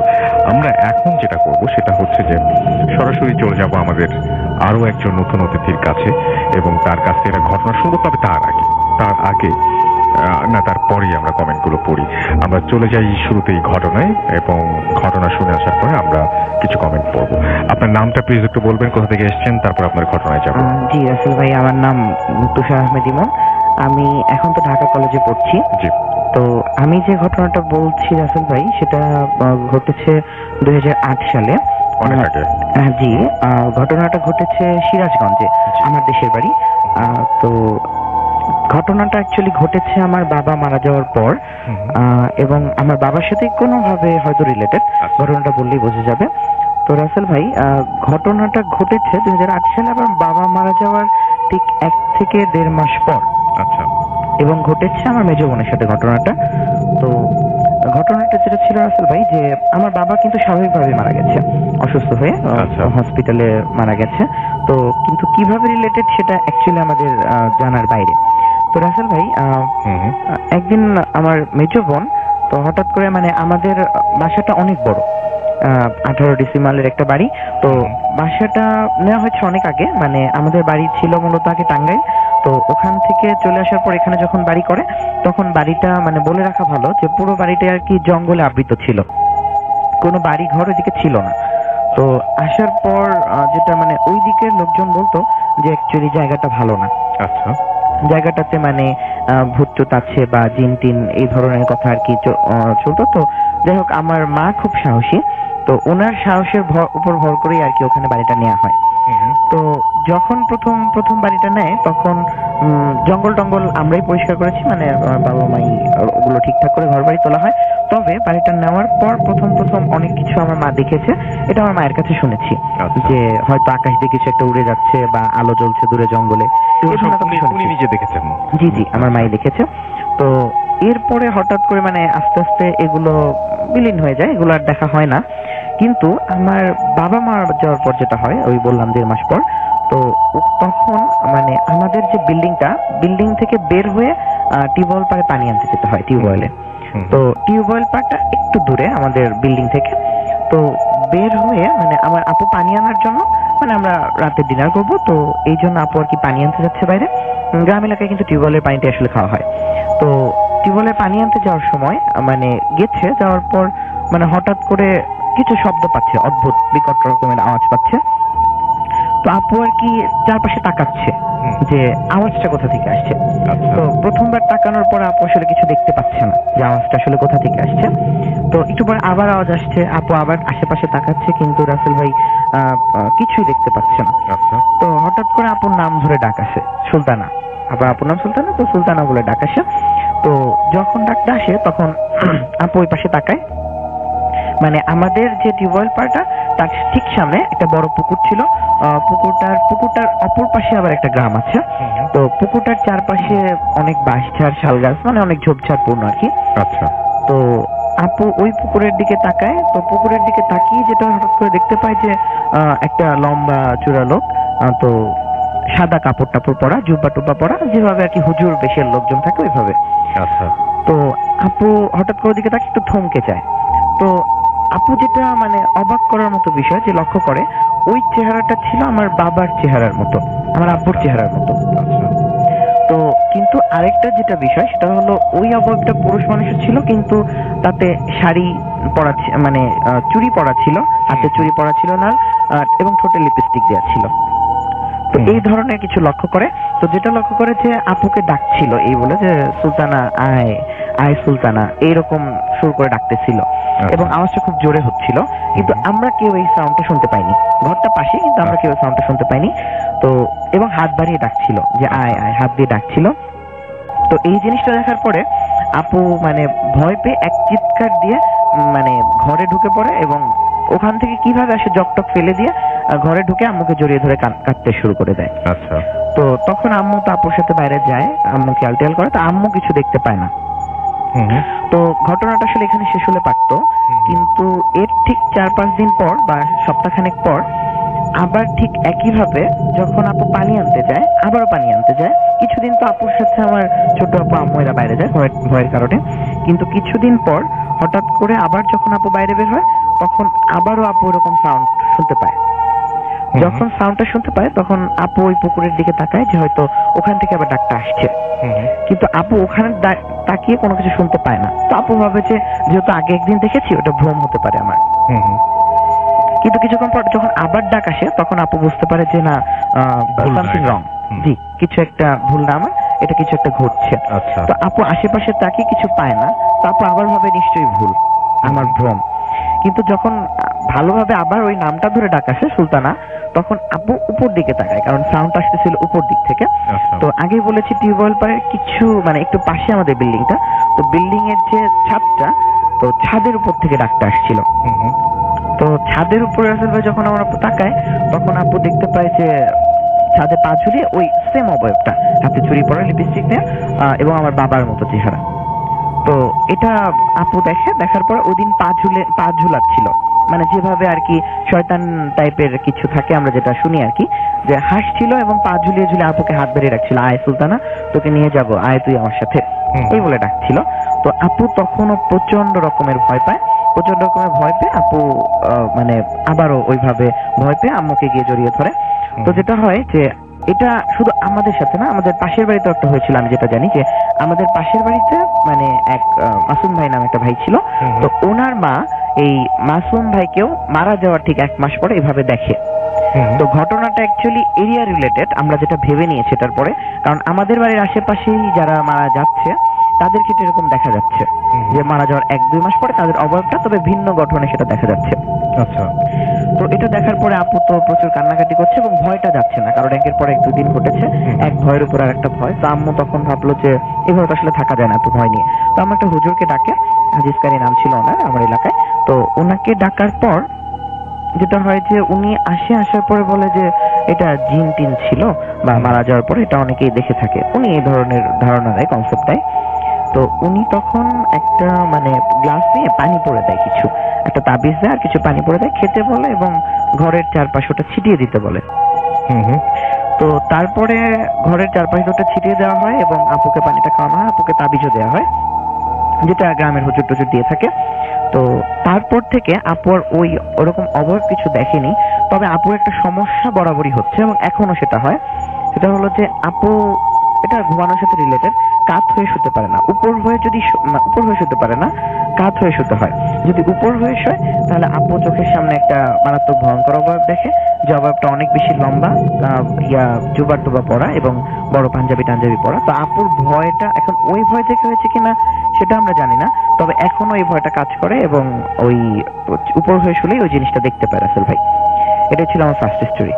Thank you so much. আপনার প্রথম ঘটনার জন্য আপনাকে অনেক ধন্যবাদ। আমরা চলে যাব আমাদের পরবর্তী ঘটনায়, তবে তার আগে আমি যেরকম বলেছিলাম ঠিক সেরকম ভাবে কিছু কমেন্ট পড়ে ফেলতে চাই আমাদের ফেসবুকের পেজগুলো থেকে, এবং আশা করছি যে আপনারা আমাদের সাথেই আছেন।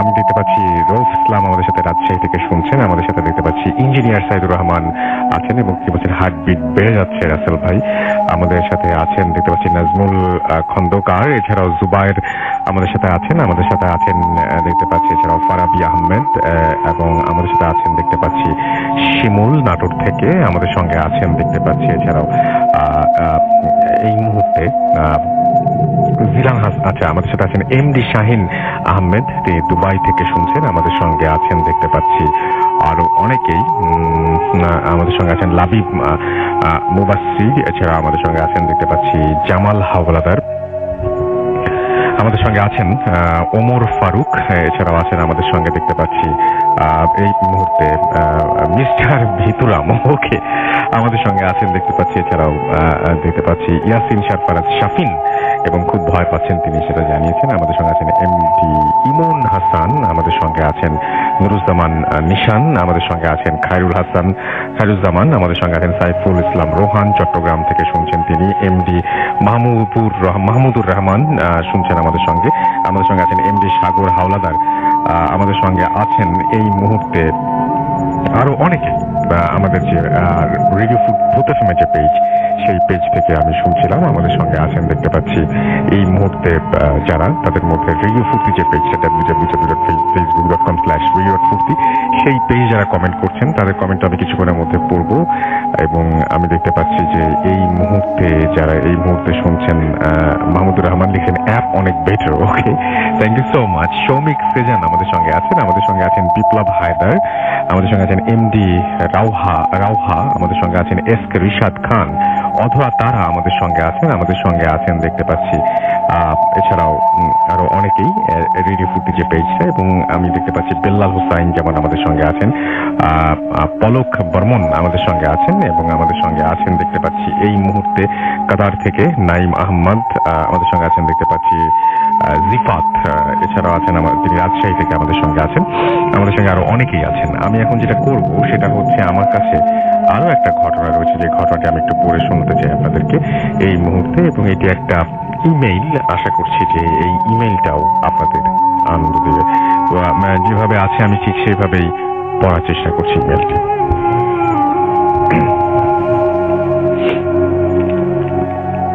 আসসালামু আলাইকুম রাসেল ভাই, আশা করি আল্লাহর রহমতে ভালো আছেন। আমি টিএম সালমান রাজশাহী থেকে লিখছি। সামনে আমার এইচএসসি পরীক্ষা হওয়ায় স্টুডিওতে এসে ঘটনা শেয়ার করা সম্ভব না, ভালো লাগলে পড়ে শোনাবেন। ঘটনাটি আমার এক আন্টির জীবনের নির্মম সত্য, যার প্রথম অংশ শুনেছি আন্টির মুখে এবং শেষটা প্রত্যক্ষ করেছি আমি নিজে। সঙ্গত কারণে কারো নাম প্রকাশ করছি না। আন্টি যখন ক্লাস 8-এ পড়ে তখনই তার বিয়ে হয়ে যায়। বিয়ের কিছুদিন পরেই আন্টি হঠাৎ অসুস্থ হয়ে যান। কারণ ছাড়াই অজ্ঞান হয়ে যাওয়া, খিচুড়ি হওয়া সহ নানা অনেক জটিলতা দেখা যায়।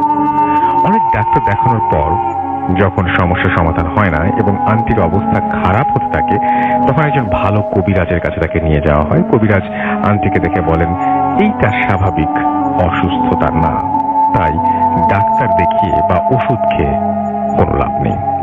তিনি বলেন আন্টিকে ব্ল্যাক ম্যাজিক করা হয়েছে এবং তার এক নিকট আত্মীয় করেছে কাজটি। এই কথা আঙ্কেল বিশ্বাস করতে নারাজ। তখন কবিরাজ বলেন যে বিশ্বাস না হলে বাড়িতে গিয়ে আপনি আপনার ঘরের দরজার নিচে খুঁড়ে দেখুন, একটা বোতল পাবেন, বোতলটা আমার কাছে নিয়ে আসবেন। এরপর কবিরাজের কথা অনুযায়ী বাড়িতে ফিরে আঙ্কেল ঘরের দরজার নিচু হয়ে খুঁড়ে একটা বোতল পান এবং বোতলটি কবিরাজের কাছে নিয়ে যান। বোতলের মধ্যে আন্টির শাড়ির আঁচল থেকে কেটে নেওয়া এক টুকরো কাপড় পাওয়া যায়, সেখানে কুফরি কালাম লেখা ছিল। এরপর কবিরাজ সেটা পুড়িয়ে দেয় এবং আন্টি ধীরে ধীরে সুস্থ হয়ে ওঠে। কিন্তু আঙ্কেল কিছুতেই বিশ্বাস করতে চাচ্ছিলেন না যে ব্ল্যাক ম্যাজিক তার কোনো আত্মীয় করেছে। সমস্যা এখানে শেষ হলে ভালো হতো, কিন্তু হয়নি। এর কিছুদিন পর একদিন আন্টি ঘুমে থাকা অবস্থায় তার মাথা থেকে কিছু চুল কেটে নেওয়া হয় এবং সেটা করে সেই নিকটাত্মীয়। এবং এই ঘটনার পর আন্টি কিছু খেতে পারতেন না, কিছু খেলেই বমি হয়। দিন দিন আন্টির শারীরিক অবস্থা খারাপ হতে থাকে। এক পর্যায়ে শ্বাসকষ্ট শুরু হয় এবং মাঝে মাঝে নাক মুখ দিয়ে রক্ত বের হতে থাকে। প্রথমে পরিবারের সবাই এটিকে আন্টি প্রেগন্যান্সি এবং পরবর্তীতে বুঝতে পারে যে না, আন্টি আসলে অসুস্থ। এরপর আন্টিকে সরাসরি কবিরাজের কাছে নিয়ে যাওয়া হয়। কবিরাজ আন্টিকে দেখেন এবং বলেন যে অনেক দেরি করে ফেলেছ, তবে এখনো সময় আছে, আর 2-1 দিন থাকলে তো আপনার স্ত্রী মারা যেত। কবিরাজের কথার কারণ জানতে চাইলে তিনি বলেন যে আন্টির নামে একটা বান দাফন করা হয়েছে। কবিরাজ সেই বানকে কিছুটা বলে উল্লেখ করে এবং বলেন যে বানটি কোন এক জায়গায় দাফন করা আছে। তিনি তো বেশ কিছু রিচুয়ালের মাধ্যমে জিন দ্বারা সেই বান উঠিয়ে আনলেন। এরপর আঙ্কেলের সামনে সেই বানটি খোলা হলো এবং বানটি কাপড়ের জড়ানো ছিল, কিছু শামুক, কচুরিপানা, একটা হাড়, কিছু পরিমাণ ছাই এবং সবগুলো এবং কিছু পরিমাণ সিঁদুর এবং আন্টির মাথার চুলও সেখানে পাওয়া যায়। শামুকগুলোর বেশিরভাগই ছিল মৃত এবং সবগুলো শামুকের মৃত্যু ঘটলে আন্টিও মারা যাবেন। ব্যাপারটা এরকমই ছিল। এরপর কবিরাজ বিভিন্ন ধরনের রিচুয়ালের মাধ্যমে সেই বানটি পুড়িয়ে দেন এবং আন্টিকে তাবিজ করে দেন এবং আন্টি এরপর কবিরাজের বেশ কিছু রিচুয়াল করেন এবং আঙ্কেলকে তার নিকট আত্মীয়র নাম দেখান। কিন্তু আঙ্কেল কিছুতেই বিশ্বাস করেন না যে তার পরিবারের কেউ এমন জঘন্য কাজ করতে পারে। এরপর কবিরাজের দেওয়া তাবিজ ধারণ করে এবং তার পানি পড়া পান করে আন্টি ধীরে ধীরে সুস্থ হয়ে ওঠেন।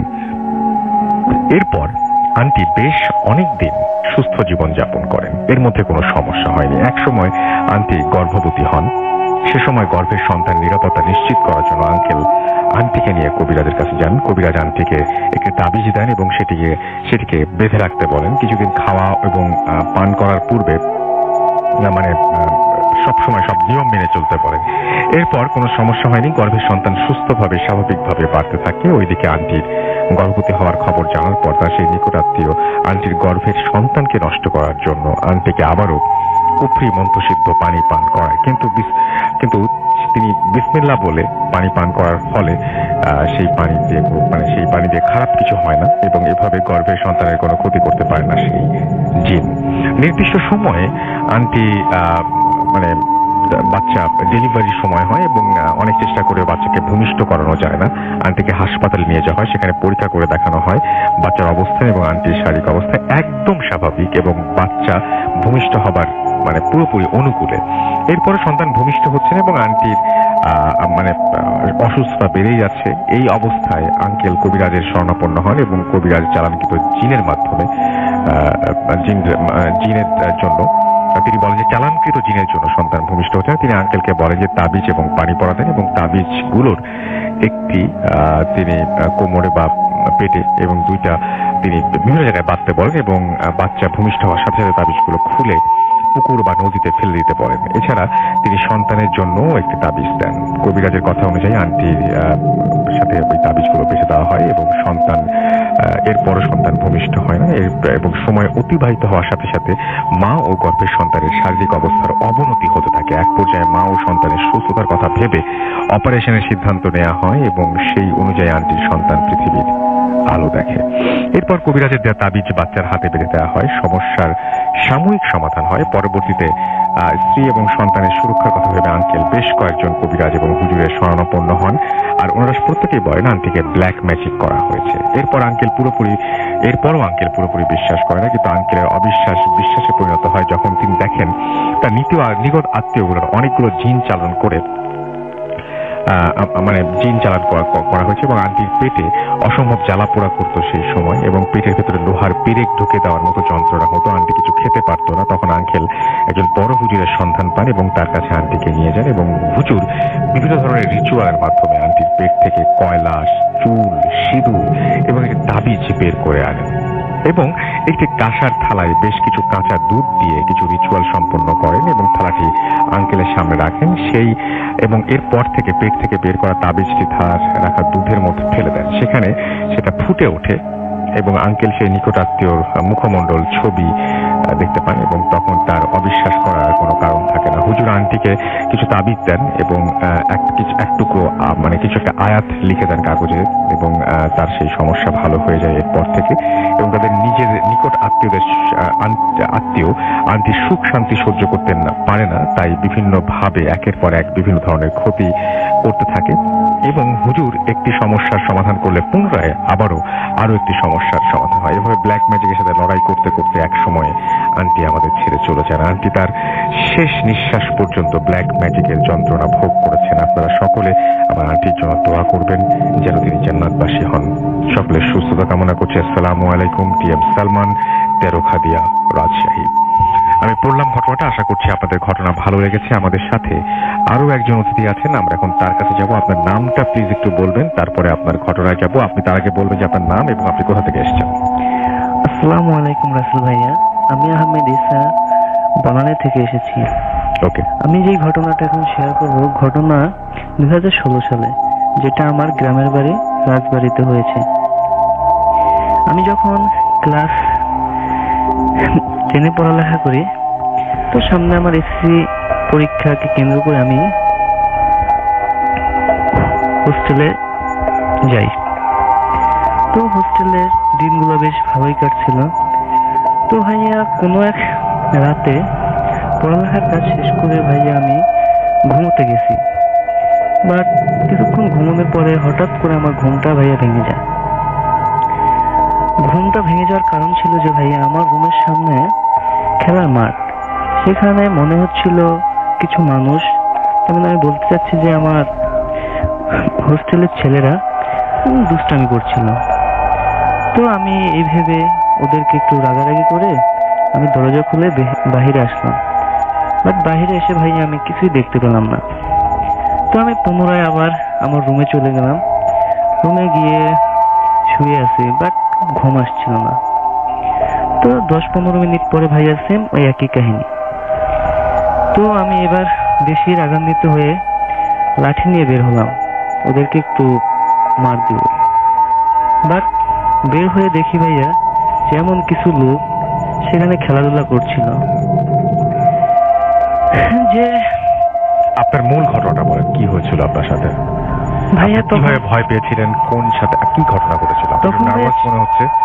হ্যাঁ, আপনি আপনার সাথে যে ঘটনাটা ঘটেছিল সেটা আপনি আমাদের একটু বলুন। জি ভাইয়া, তখন ভাইয়া আমি দেখলাম যে লোকগুলা আমার দিকে এমন ভাবে তাকাচ্ছিল যে আমি তাদের কোনো একটা ক্ষতি করে ফেলছি। লোকগুলাকে আমি যখন তাদের দিকে এগিয়ে যাচ্ছিলাম লাঠি নিয়ে, তো দেখলাম যে তারা আমার দিকে তাকিয়ে আছে খুব ভয়ানক ভাবে, এবং তারা কিছুক্ষণ আমার দিকে তাকিয়ে থেকে দৌড়ে পালাচ্ছে। আমি তাদের কাউকে দেখলাম যে তারা পালিয়ে যাচ্ছে, বাট তাদের পাটা ভাইয়া নিচে ছিল না। আচ্ছা, আপনি এমনিতে আপনার বাসায় বা কোনো জায়গায় কোনোদিন কোনো কিছু দেখেছেন? না ভাই, আমি বাসায় কখনো কিছু দেখিনি, বাট ওই হোস্টেলেই আমার প্রথম। ওকে, থ্যাংক ইউ সো মাচ। আপনাকে অনেক ধন্যবাদ আপনার ঘটনার জন্য। এবং আপনি আর কিছু বলতে চান? আমার মনে হয় যে আমার মনে হচ্ছে যে আপনি একটু নার্ভাস, এই জন্য আমি আপনাকে বলছি। না ভাইয়া, ঠিক আছে। হ্যাঁ, তো ভাইয়া এভাবে কিছুদিন পার হওয়ার পরে ভাইয়া, মানে আপনার সেকেন্ড ঘটনাটা কিভাবে ঘটলো, কি হয়েছিল আপনার সেটা বলেন। সেকেন্ড ঘটনা ভাইয়া, আমি কোনো এক রাতে ঘুমোচ্ছিলাম। তো ঘুমানোর সময় দেখলাম যে কোনো এক লোক আমার দরজা ভেদ করে যে আমার পাশে এসে বসলো। বাট পাশে এসে বসার পরে আমার মাথায় হাত বোলাচ্ছে, বাট আমি ওই লোকটিকে ভাইয়া আমার মনে হচ্ছে যে আমি আগে কখনো দেখিনি। আমার মনে হচ্ছে যে আমি দেখেছি, বাট আমি তাকে কেস করতে পারতেছি না। তো এভাবে কিছুদিন যাওয়ার পরে ভাইয়া সে এভাবে রেগুলারলি মাঝে মধ্যে আমার সাথে এভাবে আচরণ করতো, আসতো আমার কাছে। তো এর মধ্যে একদিন ভাইয়া, তখন শীতের দিন চলে আসলো শীতের দিন, সে একদিন সেম ভাবে আমার দরজা ভেদ করে আমার কাছে চলে আসছে, বাট আমার পাশে এসে বসছে এবং আমার মাথায় হাত ধোয়াচ্ছে। ওকে, থ্যাংক ইউ সো মাচ। আপনার ঘটনার জন্য আপনাকে অনেক ধন্যবাদ। আমরা চলে যাব আমাদের পরবর্তী অতিথির কাছে। আপনার নামটা প্লিজ একটু বলবেন, তারপর আপনার সেকেন্ড ঘটনাটা বলবেন ছোট্ট করে, সময় আমাদের খুব কম। কোথা থেকে এসেছেন, নামটা একবার বলুন প্লিজ। জি ভাইয়া, আমার নাম তুষার আহমেদ ইমন। আমি ঢাকা কলেজের ছাত্র, ধানমন্ডিতে থাকি। জি প্লিজ। তো ভাইয়া, আমি দ্বিতীয় যে গল্পটা বলতে চাচ্ছি সেটিও ঘটেছে আমার নিজের দেশে, নিজের জেলায়, সিরাজগঞ্জে। তো এটা ঘটেছে আসলে আমার ছোট বোনের সাথে। তো যেটা ঘটেছে আমার ছোট বোনের সাথে, তো আমার ছোট বোনের কোচিং ছিল আমার পাশের গ্রামে। তো ও হচ্ছে টিচারের কাছে কোচিং করতো। সেই টিচারের বাসায় যে রাস্তা দিয়ে যেতে হয়, ওই রাস্তার মাঝখানে একটা কবরস্থান পড়ে। তো প্রতিদিন ওখান দিয়ে যেতে হয়। তো এর আগে কখনো কোনো সমস্যা হয়নি। তো হঠাৎ করে একদিন যাচ্ছিল কবরস্থানের ওখান দিয়ে। তো রাসেল ভাই, যেটা গ্রাম এলাকায় যেটা প্রচলিত আছে যে সুগন্ধি মেখে কবরস্থানের পাশ দিয়ে বা এই ধরনের কোনো জায়গা দিয়ে যেতে নেই, তাহলে নাকি ওইটার প্রতি মানে জিন জাতি বা এ ধরনের ভূত প্রেত আমরা যাই বলি না কেন, এটাদের একটা আকর্ষণ থাকে, এটা প্রচলিত আছে। তো আমার বোন ওই দিন খুব ভালোভাবে যাই হোক সুগন্ধিটাও মেখেছিল, তো সেন্ট বডি স্প্রে করেছিল। তো যাওয়ার পর সে প্রাইভেটে গেছে এবং কোচিংটাও কমপ্লিট করেছে। করার পর ভর দুপুরে সে গিয়েছিল। করার পর সে সন্ধ্যার দিকে বাসায়, সন্ধ্যার একটু আগে বিকেলের দিকে বাসায় ফিরে আসে। তো বাসায় ফিরে আসার পর আমরা যেটা বুঝতে পারি যে সামথিং রং, মানে কিছু একটা ঠিক নেই। তো তখন মানে জিনিসটা এইভাবে করতেছিল যে আমরা খেতে বসেছি, তো আম্মা বলছে তুই খেতে আয়, কিন্তু সে কোনো কথা বলছে না। আমরা যাই বলছি না কেন তার কোনো উত্তর পাচ্ছি না। কিন্তু তুই এখানে আয়, তখন সে জাস্ট তাকাচ্ছে আমাদের দিকে, তাকে মুখটা ঘুরিয়ে নিচ্ছে, কোনো কথা বলছে না। তো রাসেল ভাই এরকম হওয়ার পরে তো হঠাৎ করে রাতে তার অস্বস্তি বোধ হচ্ছে। তো সে বলছে আমার ভালো লাগছে না। তো ভালো লাগছে না, আমার হচ্ছে মাথা ব্যথা বা জ্বর টর আসছে এটা ভেবে। তো আমার হচ্ছে মাথা ব্যথা, হঠাৎ করে কে কেন মাথা ব্যথা। তো আমার আম্মু আবার মানে নামাজ কালামের প্রতি অনেকটা দায়িত্ববান এবং সে মানে অনেক হাদিস টাদিস জানালো। তো সে আর কি কোরআনে কিছু দোয়া টোয়া পড়ে আপুকে ফু দেয় যে মাথা ব্যথা যাতে ঠিক হয়ে যায়। তো যেটা দেখা যায় যে তার মাথা ব্যথা তো ঠিক হয় না, বরং সে কিছু অদ্ভুত রকমের আচরণ করতে থাকে এবং তার মানে সে হাসতে থাকে, হঠাৎ করে হাসতে থাকে এবং হাসতে হাসতে হঠাৎ করে কাঁদতে শুরু করে। এবং হাসিটা ছিল রাসেল ভাই খুবই বিকট এবং অদ্ভুত আকারের, মানে যেভাবে একটা স্বাভাবিক মানুষ আর কি হাসে না, এরকম হাসি ছিল। এবং হাসতে হাসতে কান্না করছে এবং কান্না করতে করতে হাসি দিচ্ছে। তো এরকম হওয়ার পর তো হঠাৎ করে মানে আমার আম্মু বললো যে কি রে, তুই এভাবে সাহস করে আসিস, আমার বাসায় তুই এসছিস। মানে আম্মু বুঝতে পেরেছে, তখন আমাকে ডাক দিল, আমার মেয়ে জবকে ডাক দিল। ডাক দেওয়ার পরে এখন বাসায় আসার পরে মানে আমাদের রুমে আসার পরে তখন আম্মু বললো যে তোরা একটু থাক, আমি অজু করে আসি। তো আম্মু অজু করে এসে পানি টানি পরে ফু দিল এবং আপুকেও দোয়া কালাম পরে ফু দিচ্ছে। তো যেটা হলো কি যে দোয়া কালাম পরে ফু দেওয়ার পরে আপুর ঠিক হওয়ার বদলে সে আরো উগ্র আচরণ করতে শুরু করলো এবং সে অনেক চিৎকার চেঁচামেচি করছে, মরে গেলাম বলছে। তো তারপরে আম্মু যেটা করলো যে আমাদের ওখানে অমাবস্যার দিনে তেল তোলা হয়, মানে পাশের বাড়ির এক হুজুর তেল তোলা অমাবস্যার দিনে, মানে মাটির নিচ থেকে। তো ওইটা দিয়ে আম্মু হলো আপুকে ইয়াটিয়া মানে দিল। দেন দেওয়ার পরে আপু তারপরে স্বাভাবিক ফিরে এসলো। তো ওই দিন আর কি মারাই যাচ্ছিল, এই অবস্থা থেকে আপু আর কি ফিরে এসছে এবং তার মানে ওটা ঠিক হয়ে গেছে। তো রাসেল ভাই যেটা হয়েছে যে রাত 3টার দিকে ছাড়ানোর পর রাত 3টার দিকে ট্রেনের চালার উপর প্রচন্ড শব্দ হচ্ছিল। হওয়ার পর মানে আম্মু তখন আমাদেরকে ডাক দিল এবং বললো যে তার মানে ব্যাগ যেটা আমি রাত 1টার দিকে যেটা ছাড়িয়ে দিচ্ছি ওটাই শব্দ করছিল, কারণ চীনের চালাঘর ছিল, ওটার উপরে কোনো মানে গাছ টাছ ছিল না, শব্দ হওয়ার কোনো কথাই না, কিন্তু প্রচুর পরিমাণ শব্দ হচ্ছিল। তো রাসেল ভাই ছোট আপুর সাথে এটাই ঘটে, এটাই ছিল আমার সাথে। Thank you so much. আমরা আপনাকে অনেক ধন্যবাদ জানাচ্ছি এবং আমি দেখতে পাচ্ছি যে আমাদের এখানে এমডি হৃদয় হাসান হাসিব লিখেছেন আজকে তার কাছে অনেক ভয় লাগছে। এমডি তামিম আমাদের সঙ্গে আছেন দেখতে পাচ্ছি। সেলিম আমাদের সঙ্গে আছেন দেখতে পাচ্ছি। সেলিম হোসেন রাজ এছাড়াও আমাদের সঙ্গে আছেন দেখতে পাচ্ছি। শাহাবুল ইসলাম আমাদের সঙ্গে আছেন। ইয়ামিন ইলান আমাদের সঙ্গে আছেন। বিশাল বৈরাগী রাজীব আমাদের সঙ্গে আছেন দেখতে পাচ্ছি। সেজান ওয়াহিদ আমাদের সঙ্গে আছেন। রাকিব হাসান আছেন আমাদের সঙ্গে। সাদিয়া নওরিন আছেন আমাদের সঙ্গে। শাহরিয়ার এছাড়াও রক নয়ন আমাদের সঙ্গে আছেন। তানহা তাবাসসুম রিয়া আছেন আমাদের সঙ্গে। কাজী ইসমাইল আমাদের সঙ্গে আছেন দেখতে পাচ্ছি। সালহা আমাদের সঙ্গে আছেন। আব্দুল্লাহ জেমস দিদার আমাদের সঙ্গে আছেন। রাকেশ দেব আমাদের সঙ্গে আছেন। সঞ্জিদা পারভিন রিয়া আমাদের সঙ্গে আছেন দেখতে পাচ্ছি। ইশিকা আলবিনা বৃষ্টি আমাদের সঙ্গে আছেন। সৈকত অর্ণব আমাদের সঙ্গে আছেন দেখতে পাচ্ছি। অর্পা খুশানি আমাদের সঙ্গে তিনি আছেন এবং আমাদের সঙ্গে আছেন দেখতে পাচ্ছি আরো অনেকেই। এমডি আকিব মুন্না আমাদের সঙ্গে আছেন। সৌরভ তালুকদার আমাদের সঙ্গে আছেন। এমডি শাওন খান আমাদের সঙ্গে আরো অনেকেই এই মুহূর্তে আছেন রেডিও ফুর্তির পেজে। আমাদের সঙ্গে যে ভূত এফএম-এর পেজটা, সেই পেজেও আমাদের অনেকেই এই মুহূর্তে আছেন এবং কমেন্ট করে যাচ্ছেন, লাইক দিচ্ছেন, শেয়ার করছেন আমাদের পোস্ট। এবং তাদের মধ্যে আমি দেখতে পাচ্ছি আমাদের সঙ্গে আছেন সামিদ আমাদের সঙ্গে আছেন। এমডি ইফতি হাসান আমাদের সঙ্গে আছেন। এছাড়াও দেখতে পাচ্ছি ব্রাহ্মণবাড়িয়া থেকে আমাদের সঙ্গে আছেন। ভিতুরাম আমাদের সঙ্গে আছেন দেখতে পাচ্ছি। আমাদের এই মুহূর্তে সোহানা মেহজাবিন এছাড়া আমাদের সঙ্গে আছেন। আশিক রহমান আমাদের সঙ্গে আছেন। অসীম দত্ত এমডি রেজওয়ান আমাদের সঙ্গে আছেন দেখতে পাচ্ছি। জান্নাতুল ফেরদৌস আরিয়ান আমাদের সঙ্গে আছেন দেখতে পাচ্ছি। এমডি হাসান ফাহিম আমাদের সঙ্গে আছেন। রিফাত ইসলাম শামীম আমাদের সঙ্গে আছেন। জোহান জুলিয়ান আমাদের সঙ্গে আছেন। তাজ চৌধুরী কাজী তানভীর আমাদের সঙ্গে আছেন। ডল প্রিয়া ফেরদৌস আলম আমাদের সঙ্গে আছেন। এমডি শান্ত সামিউল ইসলাম আমাদের সঙ্গে আছেন। শেখ মোহাম্মদ আসিফ শাদ অনিক আমাদের সঙ্গে আছেন। রিমন রনিক রিজু আমাদের সঙ্গে আছেন। আল মামুন সজল ইসলাম আমাদের সঙ্গে আছেন। শাহরিয়ার খান সাব্বির আমাদের সঙ্গে আছেন। মুনতাবির খান তরুণ HR জিম আমাদের সঙ্গে আছেন। ইব্রাহিম ইসলাম লিটন এমডি আমাদের সঙ্গে আছেন। এমডি আলম আমাদের সঙ্গে আছেন। আলমগীর হুসাইন আশিকুল ইসলাম হক সিয়াম আমাদের সঙ্গে আছেন। মেহেদি হাসান মিরাজ আমাদের সঙ্গে আছেন। জোহান জোলিয়ান আমাদের সঙ্গে আছেন এবং তিনি শুনছেন শারজা থেকে শুনছেন আমাদেরকে। আলাউদ্দিন আল আকরি আমাদের সঙ্গে আছেন। মাসুদ রানা এস শান্ত আমাদের সঙ্গে আছেন। শুভ রহমান শুভ আমাদের সঙ্গে আছেন। আরো অনেকেই আমাদের সাথে এই মুহূর্তে আছেন।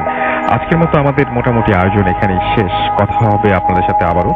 যাবার আগে আপনাদেরকে জানিয়ে দিই যে আমাদের ইমেল অ্যাড্রেস হচ্ছে bhutfm@radiofurti.fm which is bhwtfm@radiofort.fm। আপনার নাম, ঠিকানা এবং ফোন নাম্বার সহ আপনার জীবনে ঘটে যাওয়া বা আপনার জানা সেরা ঘটনা লিখে পাঠিয়ে দিন আমাদের কাছে। ঘটনার শুরুতে অবশ্যই উল্লেখ করুন যে ঘটনাটা আপনি স্টুডিওতে এসে শেয়ার করতে চান নাকি আপনি চান আপনার ঘটনা আমরা পড়ে শোনাই। যারা দেশের বাইরে রয়েছেন তারা সরাসরি অডিও ক্লিপ পাঠাতে পারেন বা লিখেও পাঠাতে পারেন ঘটনাটি। আর এছাড়াও আমাদের সঙ্গে যারা ফেসবুকে থাকতে চান, সারা সপ্তাহে যেহেতু মানে সারা সপ্তাহে শুধু না মানে সব সময় আপনাদের যে পোস্টগুলো, সেই পোস্টগুলো যেহেতু আমরা দেখতে পারি, সুতরাং আপনি যেটা করতে পারেন সেটা হচ্ছে যে আমাদের কাছে লিখে পাঠাতে পারেন এবং লিখে পাঠানো আমাদের কমেন্ট সেকশনে স্পেশালি আমাদের দুটো পেজ রয়েছে www.facebook.com/radio.furti and www.facebook.com/bhutfm.russell। এই দুটো পেজে যে কোনো সময় যে কোনো মুহূর্তে আমাদেরকে লিখে পাঠাতে পারেন, কমেন্ট করতে পারেন, আমাদের যে পোস্টগুলো আছে সেগুলো লাইক দিতে পারেন, শেয়ার করতে পারেন, আরো বেশি মানুষকে জানাতে পারেন। আমরা ওয়েট করছি আপনাদের কাছ থেকে ভালো ঘটনা পাওয়ার জন্য, আরো ভালো ঘটনা পাওয়ার জন্য আমরা ওয়েট করছি আপনাদেরকে স্টুডিওতে আপনারা আসুন, ঘটনা শেয়ার করুন। সেই জন্য আমরা ওয়েট করছি, আপনারা দারুণ দারুণ সব অডিও ক্লিপ পাঠান। সেই জন্য আজকের মতো এখানে শেষ করছি, কথা হবে আবার আগামী শুক্রবার। সেই পর্যন্ত সবাই ভালো থাকবেন, সুস্থ থাকবেন, সুন্দর থাকবেন, মোস্ট ইম্পর্টেন্টলি ফুর্তিতে থাকবেন। টাটা।